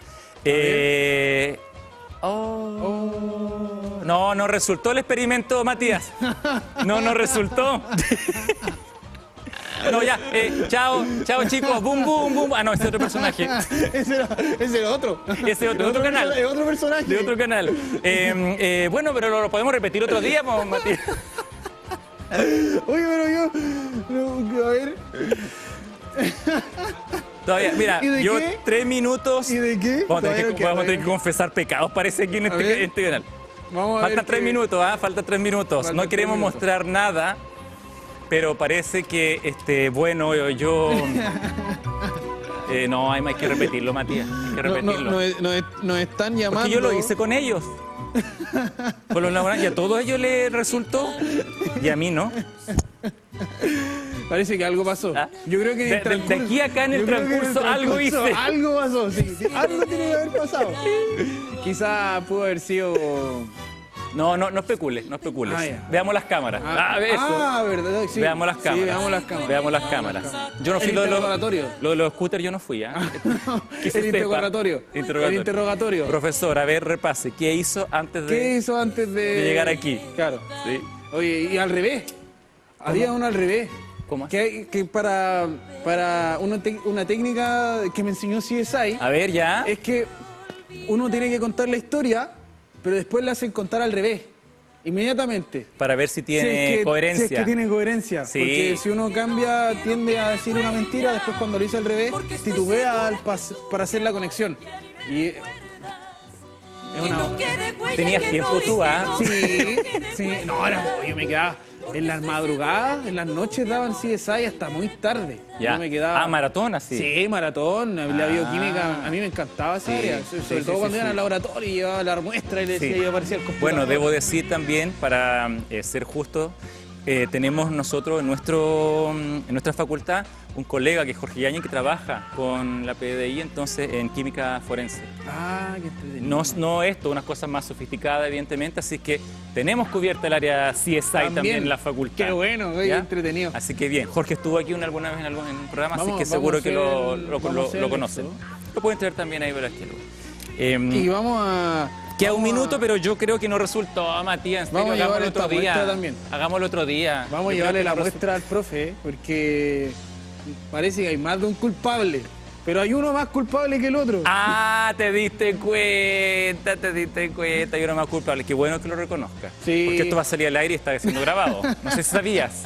Que este es un programa que se graba. No está y vivo. después se reproduce. No están vivos. Se reproduce en las plataformas. Sí.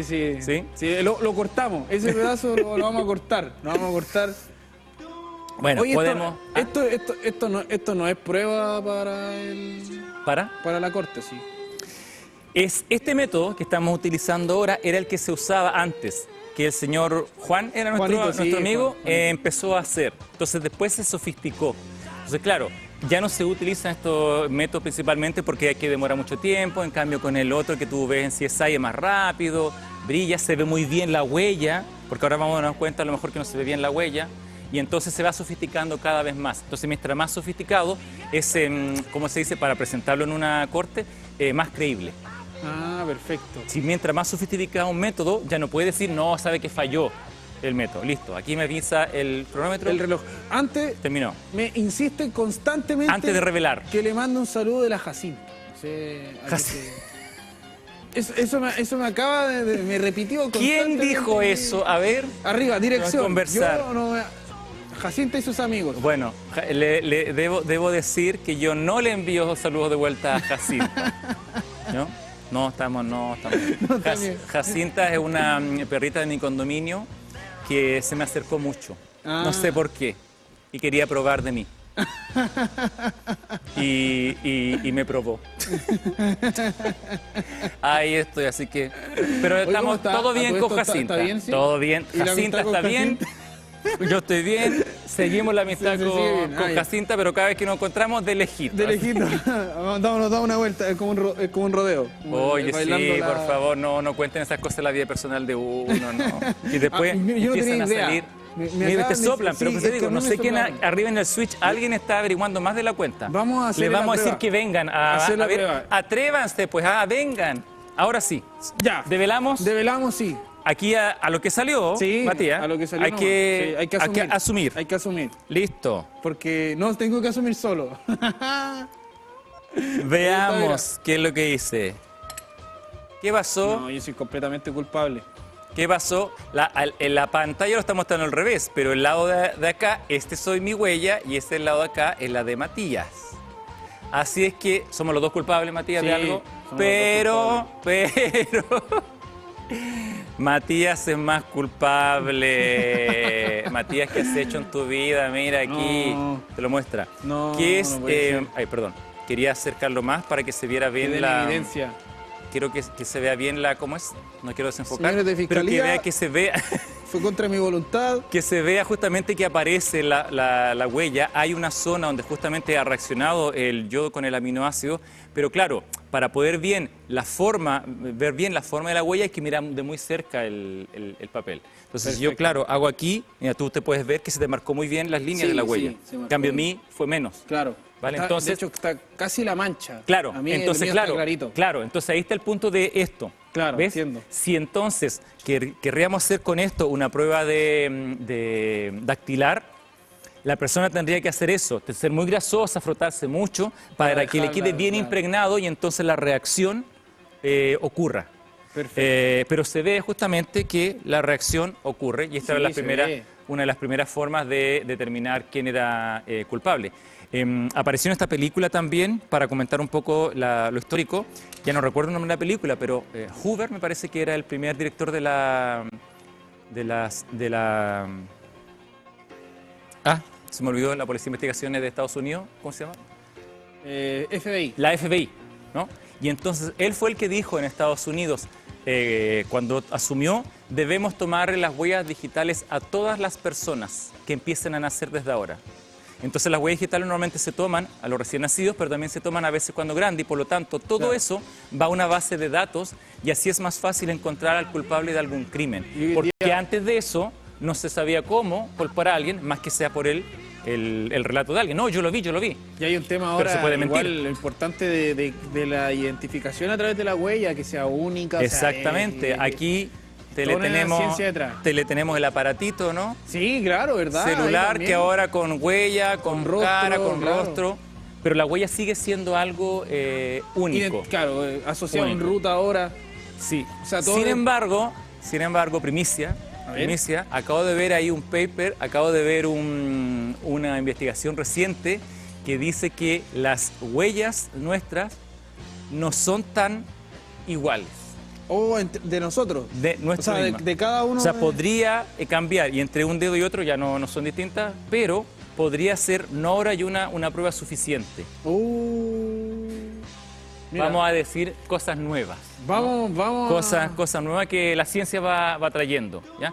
Pero finalmente lo que quería yo mostrar es que con una reacción química se puede determinar las huellas digitales.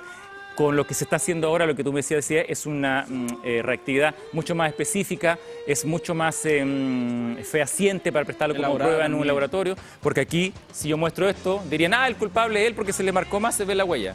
Pero no, es porque tenía menos productos grasos, menos aminoácidos, mi dedo. Bueno, y eso es parte también de cómo ha ido evolucionando, porque claro, fue en ese es el 1891, o sea, mostrar una técnica que siglo antepasado. O sea, harto rato ha pasado, y tenemos que avanzar también. Sí. Doctor, esto es lo que quería mostrar, tiempo, por venir también a mostrarnos un poquito. Como siempre, ahí agradecidos también con el equipo que está detrás. Sí, por favor, muchas gracias de nuevo a Pablo, a Janet y a Carolina. Y yo me voy directo, entonces me vinieron a buscar aquí. Aprovecharon que vieron en televisión y lamentablemente hay que admitir la culpabilidad nomás. Tal cual, que están ahí una luz afuera que gira te está esperando. Y está sonando ya, está diciendo, listo, te tocó. Doctor, bueno, esta vez te tocó a ti. Hay que irse a la pausa, entonces no sabemos si voy a volver. No sabemos si va a poder seguir entrevistando. El Ministerio Público está ahí al lado lo sentimos. Al lado de un supermercado. Lo perdimos, en este momento lo perdimos. Ya veremos después si lo retornamos. Nos vamos. Vamos a ver si es que volvemos. Chao.